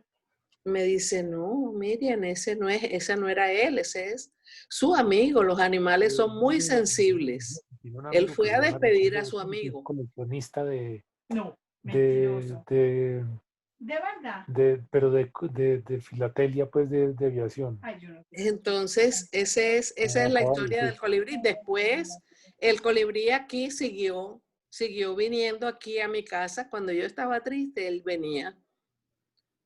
Cuando me fui a Alemania, el día antes de irme, vino, hizo lo mismo que allá en los Jardines del Recuerdo, entró a la sala, dio una vuelta, despidiéndose.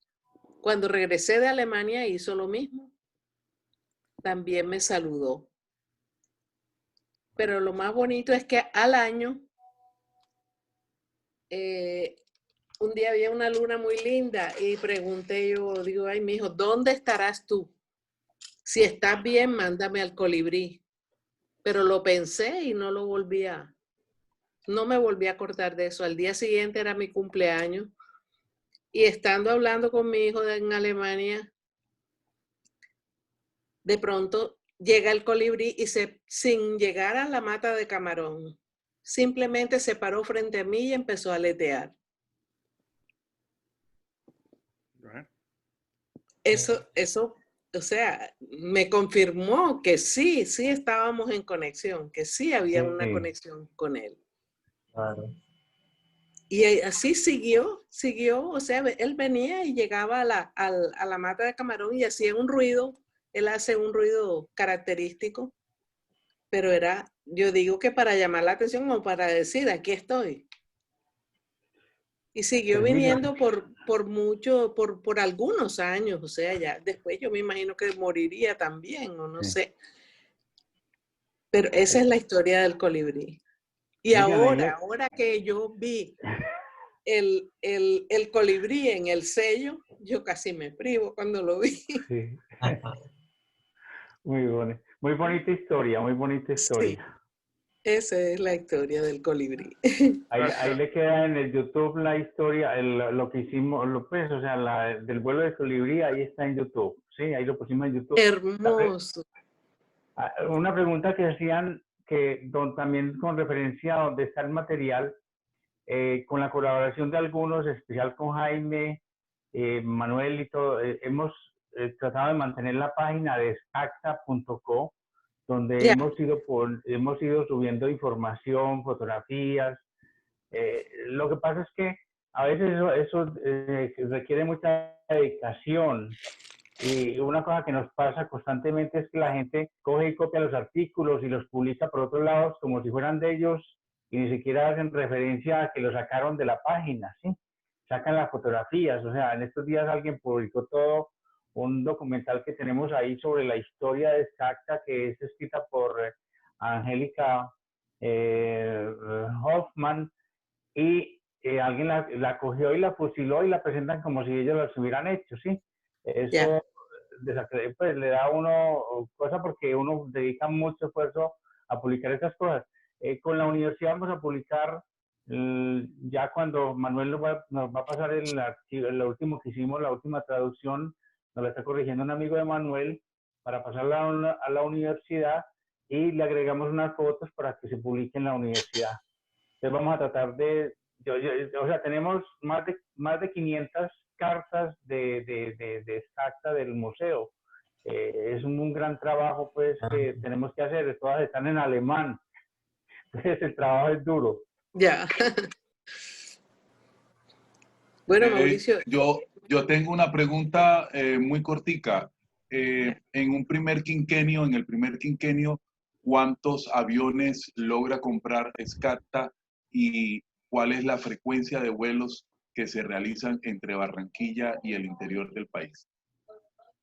1920-1925. Bueno, la primera importación de aviones que llegaron a Barranquilla fueron 2 F-13s.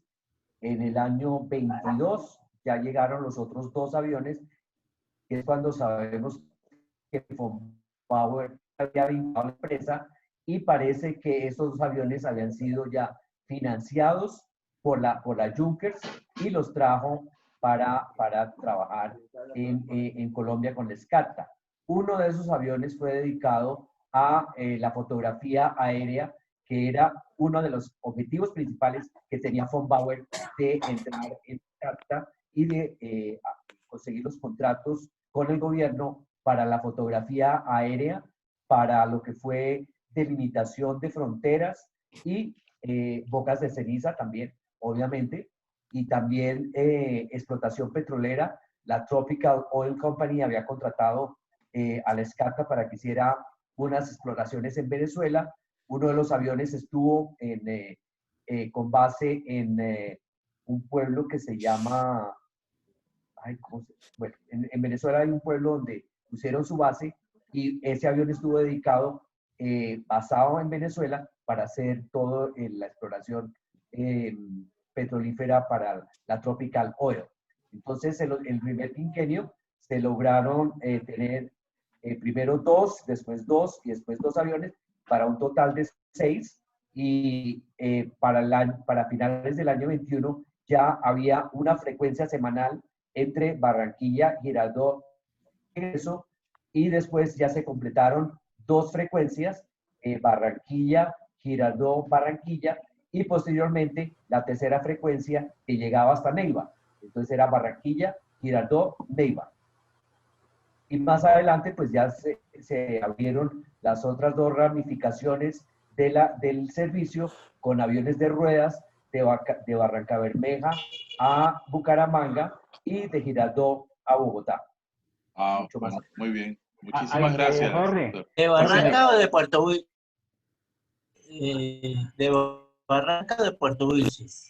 Creo que es Puerto Wilches. Puede ser Puerto Wilches. Sí, Puerto Wilches, porque hasta allá era donde llegaba el tren. El tren salía de Café Madrid y llegaba a Puerto Wilches. Y de ahí de Puerto Wilches bajaba a Barranca el tren. Y obviamente, pues en Flandes, al frente de Girardot, se construyó la pista de aterrizaje, donde hoy en día está el aeropuerto Santiago Vila, que ustedes van a visitar la semana entrante. Jorge, en la página de scacta.co, ahí te puse en el chat un enlace donde está la lista de aviones de SCACTA con, o sea, las fotos no están completas porque no las hemos completado por muchas razones, sí, pero ahí encontrás todas las fechas cuando fueron adquiridos, cuando se accidentaron. Muchas veces están los enlaces que te llevan al periódico o a la noticia donde está la relación del accidente. Ahí encuentran mucha información. Muy bien. Sí, claro, tengo la referencia de la página y la he visitado ya varias veces. Cabe decir que el nombre de esos aviones, que Jaime los mencionó, 6, eran el Colombia, el Bogotá, el Caldas, el Cauca, el Magdalena, y el 6º era el Tolima. El Tolima A-16, y cabe decir que el Tolima A-16, el 6º avión, fue el accidente del 8 de junio de 1924, donde murió Helmut von Kron, que fue el piloto del vuelo a Girardot, y 4 alemanes más, y mi abuelo Ernesto Cortizo con el Tolima. O sea que el Tolima desaparece como avión porque quedó incinerado, destrozado. Entonces podríamos decir que eran 6 hasta 8 de junio de 1924. Y a partir de ahí desaparece el Tolima y quedan 5 hasta el 24. Nosotros estamos haciendo estos dos conversatorios acerca de la historia de la aviación y cómo se da la SCACTA en Barranquilla y en Colombia. La pregunta es para Jaime Escobar y para Mauricio Maña, ¿cómo nos visionan los alemanes? ¿Ellos están haciendo lo mismo para esta época allá? Hemos tenido contactos a través de Gerhard Thieben, que es el cónsul honorario de Alemania en Cali. Él es colombiano.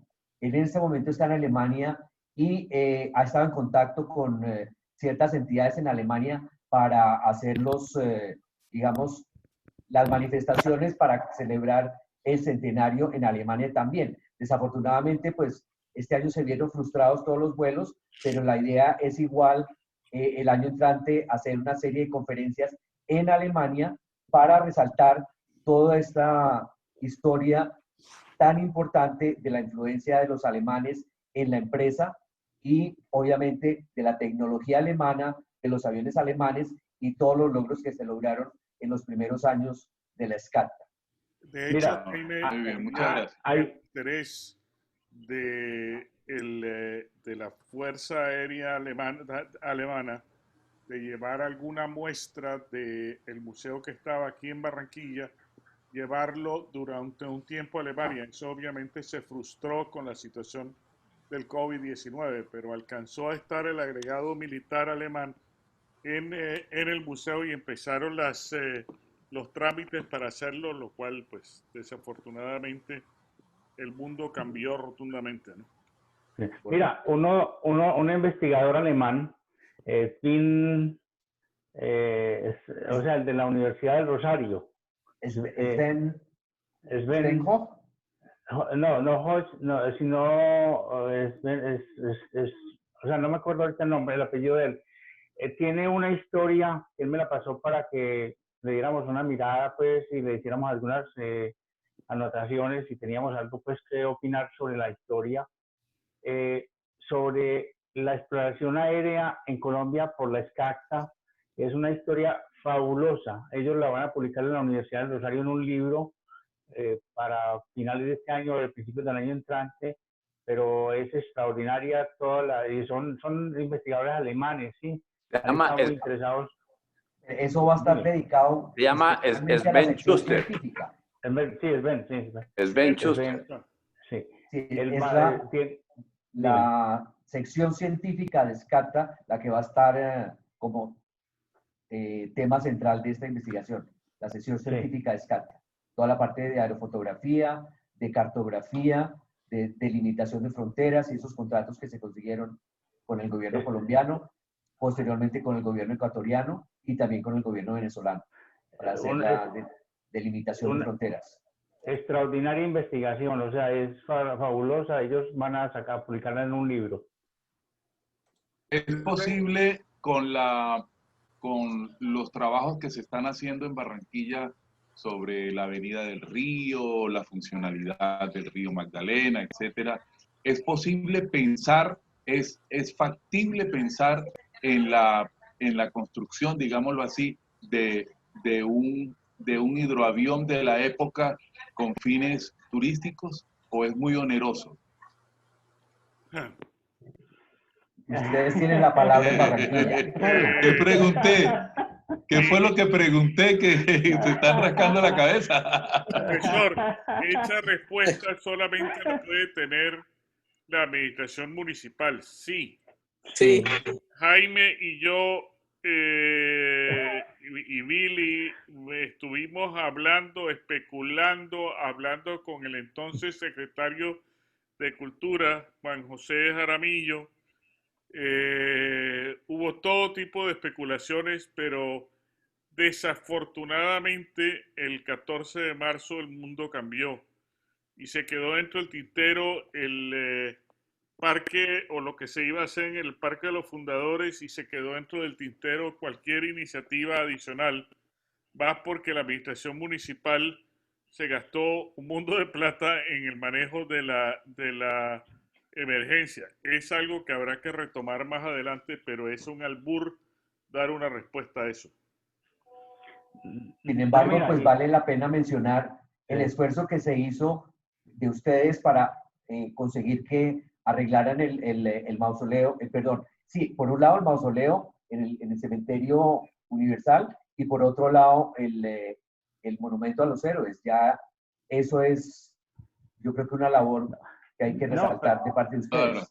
No, o sea, yo veía lo que Pamos decía, o sea, Oscar Mariño comentaba lo del museo en Barranquilla, o sea, yo estoy de acuerdo, como dice Carlos, eso es imposible que la Armada, Pamos, entregue esos inmuebles, pues, pero el esfuerzo que ha hecho el Colegio Colombo Alemán con el museo es maravilloso, o sea, yo creo que el museo del Colegio Alemán es extraordinario. Es un paso grandísimo, o sea, es un legado que queda muy grande. Hay otra cosa que también se tiene y es, Jaime Escobar ha participado mucho con el capitán en Cali, con el museo en Cali. En Cali también hay muchas cosas. Jaime está pendiente también de trasladar algo de lo de Cali para Barranquilla, ¿no es cierto, Jaime? Correcto, ya tengo todo listo para llevarlo. Sí. En dinero de hoy en día, no sé si preguntarlo en dólares o en pesos, ¿qué costaría hacer un hidroavión como el Colombia, por ejemplo? $1 millón. $1 millón. Bueno, o sea, precisamente ese tema, les cuento Sí. lo siguiente. Lo que decía Carlos Lindemeyer es cierto. Yo en el mes de febrero hablé con Jaime Pumarejo, el alcalde, ¿verdad? Y él me dijo, Jaime, estamos estudiando comprar un Junker en Estados Unidos, una réplica para instalarlo allá, al frente, por la avenida del Río, frente a la base naval. Entonces, y la cifra que ustedes acaban de decir, como $1 millón, ¿sí? 300 y pico de millones de pesos, y hubiera sido increíble pues que la alcaldía se gastara, pero Jaime Pumarejo me dijo la persona que estaba encargado de eso, de la alcaldía, Freddy Oquendo. Yo llamé a Freddy Oquendo y estaba todo el estudio, el costo, pero como dice Carlos Lindemeyer, se metió esto de la pandemia. Ahora, se puede retomar, digamos, Jaime Pumarejo está muy interesado, incluso Billy Series lo llevó a que viera, cuando era precandidato a la alcaldía, lo llevó a que conociera todas las instalaciones del museo, quedó fascinado y él pensaba que se podía también él patrocinar un museo allá, pero ya vemos que es imposible. De todas formas, tenemos todavía, ¿sí? Jaime, vamos a tener 2 horas para hablar con el tipo en el avión si es que se da el vuelo la otra semana. Perfecto, si es que se da el vuelo. Eso será la perfecta ocasión, si es que se da el vuelo. La perfecta ocasión para por lo menos el Junker, una réplica ahí, ya sea el año entrante, ¿no? En algún momento, ¿no? Ya. Oye, tengo una pregunta para Jaime o para Mauricio, para el que me la pueda contestar, precisamente haciendo referencia a este vuelo del 20 de octubre. Se dice, y si ustedes pueden decirnos con claridad, porque yo no lo tengo, ¿qué autoridades estaban esperando ese vuelo ese 20 de octubre en Girardot? Por ahí dicen que el presidente de la República había ido a presenciar Eso dicen, llegada. eso dice Que Marco el Fidel cónsul de Suárez. Alemania. Entonces, si alguien tiene con certeza qué autoridades habían ese día ahí en Girardot esperando ese vuelo del Junker.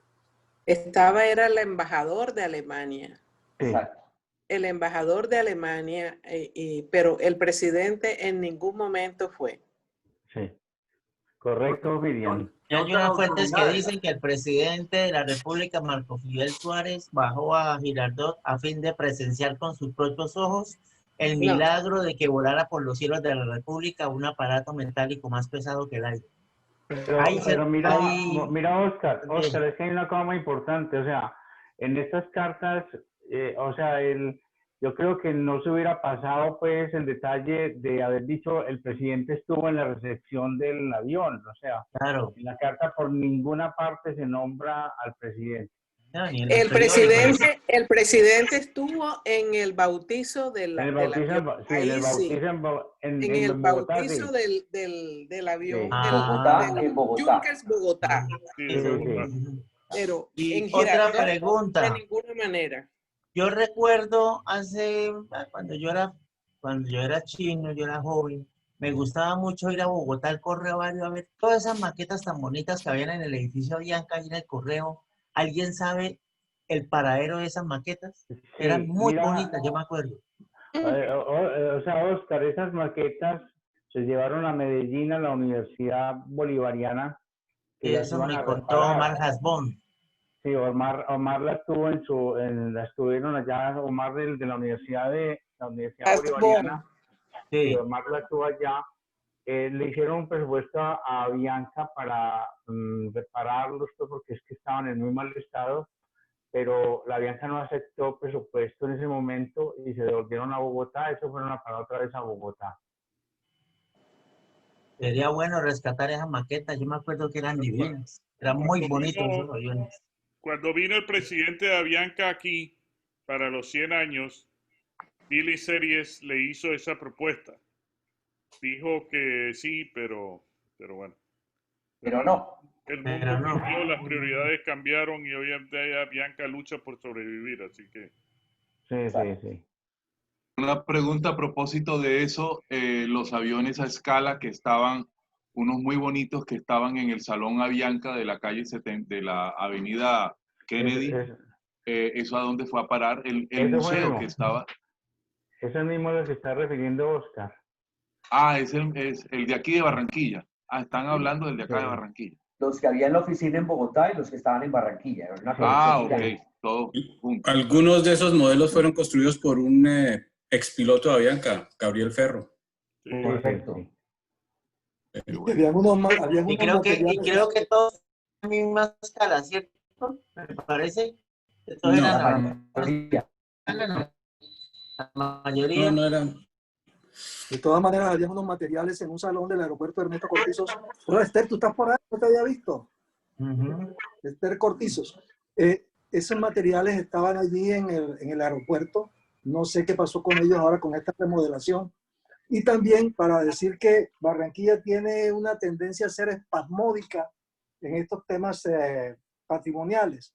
Por ejemplo, hace más de 25, 30 años se habló del interés patrimonial sobre los hangares del hidropuerto de Veranillo, donde está ahora mismo la base naval. En esa época, hace 20, 25 años o más, se planteó que allí era donde se debía construir el museo de la aviación. En el 2000 se declaró patrimonio. Exacto. Pero en el, de ahí no en se el pasa. año 2000. De ahí no se pasa. Y ahora, no sé, porque tengo ya 6 meses que no salgo de este espacio, donde trato de protegerme. Sí. Resulta que estaba la torre de control del antiguo aeropuerto de Lanza dentro de un colegio distrital llamado José Martí. Ayer me enteré porque me llegó una cuestión en Facebook de que ha habido una remodelación del colegio en este modelo de megacolegios, cosas. ¿Qué pasó con esa torre? ¿La derruyeron? ¿La acabaron? Seguro. La tumbaron. Me imagino que la tumbaron aquí igual a la torre del Gómez Niño, duró muchos años, yo le tomaba fotos y todo, y ahora hicieron un conjunto de apartamentos ahí, tumbaron todo el aeropuerto del Gómez Niño. Eso estaba enterito, porque ahí funcionaba el INURBE, funcionaba ahí. Todo eso lo tumbaron para hacer apartamentos. Qué Eso aquí no es Albana. Sí, Moisés, esa torre desapareció. A mí me llevaron a ver esa torre hace como 15 años unas personas interesadas en hacer algo ahí histórico. Me acuerdo que me llevaron allá porque por el vínculo de la aviación. Yo le dije, bueno, esto no tiene nada que ver con SCAPTA, porque pensaba, entonces, pero era de Lanza, pero yo estuve en esa torre, la vi de 2 pisos nada más, y ya eso desapareció. Lo mismo de techo tampoco queda nada, o sí queda algo absolutamente nada. Absolutamente todo. Pero volvemos otra vez al mismo cosa, o sea, el aeropuerto, o sea, ustedes se quedarán admirados los que hayan visitado el museo en Cali. Es extraordinario, extraordinario. Yo fui y quiero ir otra vez. A mí me gustó el Museo Fénix. O sea, es lástima que Barranquilla no tenga, o sea, perdón, Carlos, porque es maravilloso lo de ustedes, sí, maravilloso, pero es que lo de Cali es increíble que encuentre uno un museo de esos en Colombia. Sí, lo que sí hizo la Marina, por fin este año dieron algunos fondos para reparar algunos de los huecos que tenían las edificaciones del sitio de Veranillo. Entonces, algunas reparaciones menores locativas es lo que han hecho. Yo estuve allá en Veranillo, el día que conocí el capitán Edward Picón. Edward Picón, inclusive tengo un libro que me regaló. Pues yo recuerdo que yo llegué allá y yo llegué ahí a donde está la portería y pregunté con quién se puede hablar acerca de, tengo entendido de que esto era el antiguo aeropuerto de Barranquilla y quiero algo así como información. Y entonces, precisamente en ese momento iba saliendo y yo le dije, buenas, me presento, Oscar Mariño. Quedó tan interesado que llegó y se devolvió y entramos con el carro de él. Ya iba saliendo y entramos otra vez. Y me dijo, mañana tengo un evento grande, quiero que me prepare una exposición. Y esa noche en el hotel me dieron las 3 de la mañana haciendo la exposición de la historia de la aviación. Quedaron contentos ese día, yo recuerdo. Una exposición allá en Veranillo. Muy chévere. Quisiera volver a ir. Hablando de museos, lo que decía Moisés, que en el aeropuerto Ernesto Cortizo, cuando se reconstruyó, se hizo nuevo en el 82, había una sala que se destinó para museo. Sí, yo me acuerdo, yo fui allá. Claro, y eso estaba ahí completamente, y por lo menos ahí, por ejemplo, había una maqueta, yo me acuerdo muy claramente, ya yo había estudiado arquitectura, y había una maqueta que había hecho los estudiantes, creo que de la Universidad del Hidropuerto de Veranillo. Estaba la maqueta ahí en ese museo, y había fotos, pero bueno, eso después lo quitaron y desapareció. Bueno. No volvieron a hacer nada para eso, ¿no? O sea, no. Sobre todo ahora con el nuevo aeropuerto debería haber algo. Debería haber por lo menos algo ahí. Respetar un espacio para la historia. Claro. De verdad que sí. Claro que la verdad que nos faltó. Trataron de hacer, de hecho Dimucio estuvo algún día hablando conmigo, me dijo, me voy a llevar todo para el aeropuerto. Le dije, hasta que tú no me muestres con papeles de que realmente ese sitio va a ser para eso, yo no te suelto nada. No te lo voy a soltar porque va a pasar lo de siempre. No, es que así es que tiene que ser así. Carlos. Hasta que lo necesiten. Entonces, bueno. Carlos, te hago una pregunta. O sea, ustedes tienen programado para este año lo que hablaste de la otra conferencia sobre el río, ¿no es cierto? La próxima conferencia es sobre la batalla naval de Ciénega. O sea, una de las batallas más cruentas que hubo en la independencia de Colombia fue la batalla naval de Ciénega, donde el almirante José Prudencio Padilla dio un paso definitivo en poder sellar la independencia de Colombia. Así que con el... yo no sabía. Noviembre 14. Es correcto. Para noviembre 14 se da. Guardando las diferencias, como dice el doctor Moisés Pineda, que está aquí con nosotros, fue de igual intensidad que la misma batalla de Boyacá. ¿Noviembre 14 de 1819 también? Del 20. Ah, 1820. Sí, claro. Ahí estuvo José Padilla, estuvo y estuvieron los, ay caramba, bueno, ahí había dos, no sé si el profe Moisés está por ahí todavía, para que me ayude con los nombres que se me olvidan. Ahí estuvo Carreño, estuvo Padilla, estuvo Montilla. Montilla no lo dejaron. Montilla lo dejaron en Cartagena. Exacto, sí. Dijeron, no se mueva de ahí, carajo, le dijo Bolívar. Sí. Bueno, Pero entonces, fue una de las batallas interesantes que vamos a ver en próximos días. claro que sí.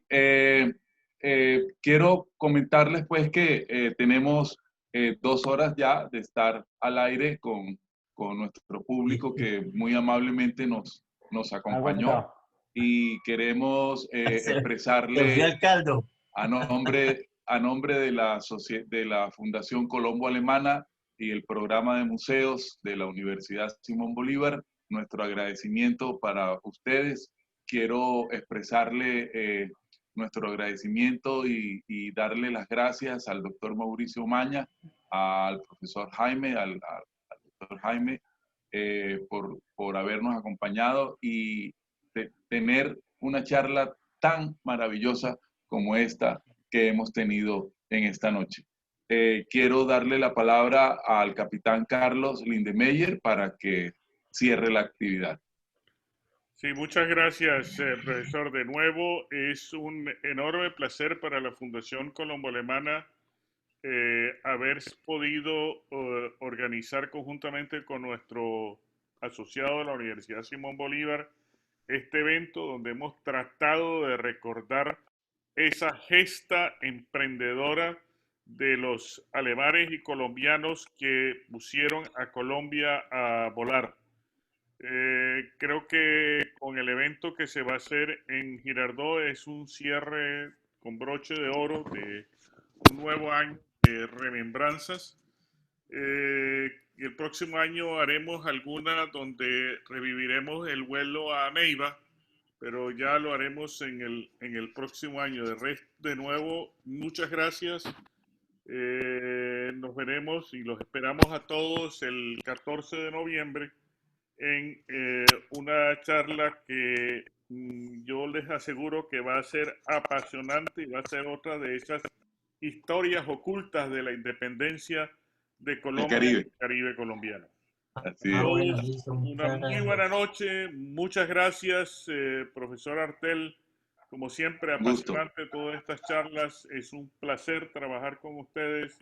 Miriam, gracias por haber venido. A Jaime, todos, muchas gracias por haber estado. Gracias, Carlos. Gracias, profesor. Muy amable. Yo quería decir algo, agregar algo, Carlos. Espera un momentico, Miriam. A Mauricio y a Jaime, de parte de la Fundación, de parte de la universidad, 1.000.000 de gracias por habernos dado el tiempo. Miriam. No, pues quería pues manifestarles que mi libro ya se está vendiendo en Alemania, o sea, se han vendido varios libros en Alemania y si Dios quiere, pues apenas pase esta pandemia, pienso ir a hacer el lanzamiento allá. Y ha tenido muy buena acogida y con mucho entusiasmo. Maravilloso. Bueno, muy bien. No siendo más, de nuevo, muchas gracias a todos. Una muy buena noche. Mucha salud. Así es. Jaime, muchísimas gracias a ustedes. A Jaime y a Mauricio. Chao.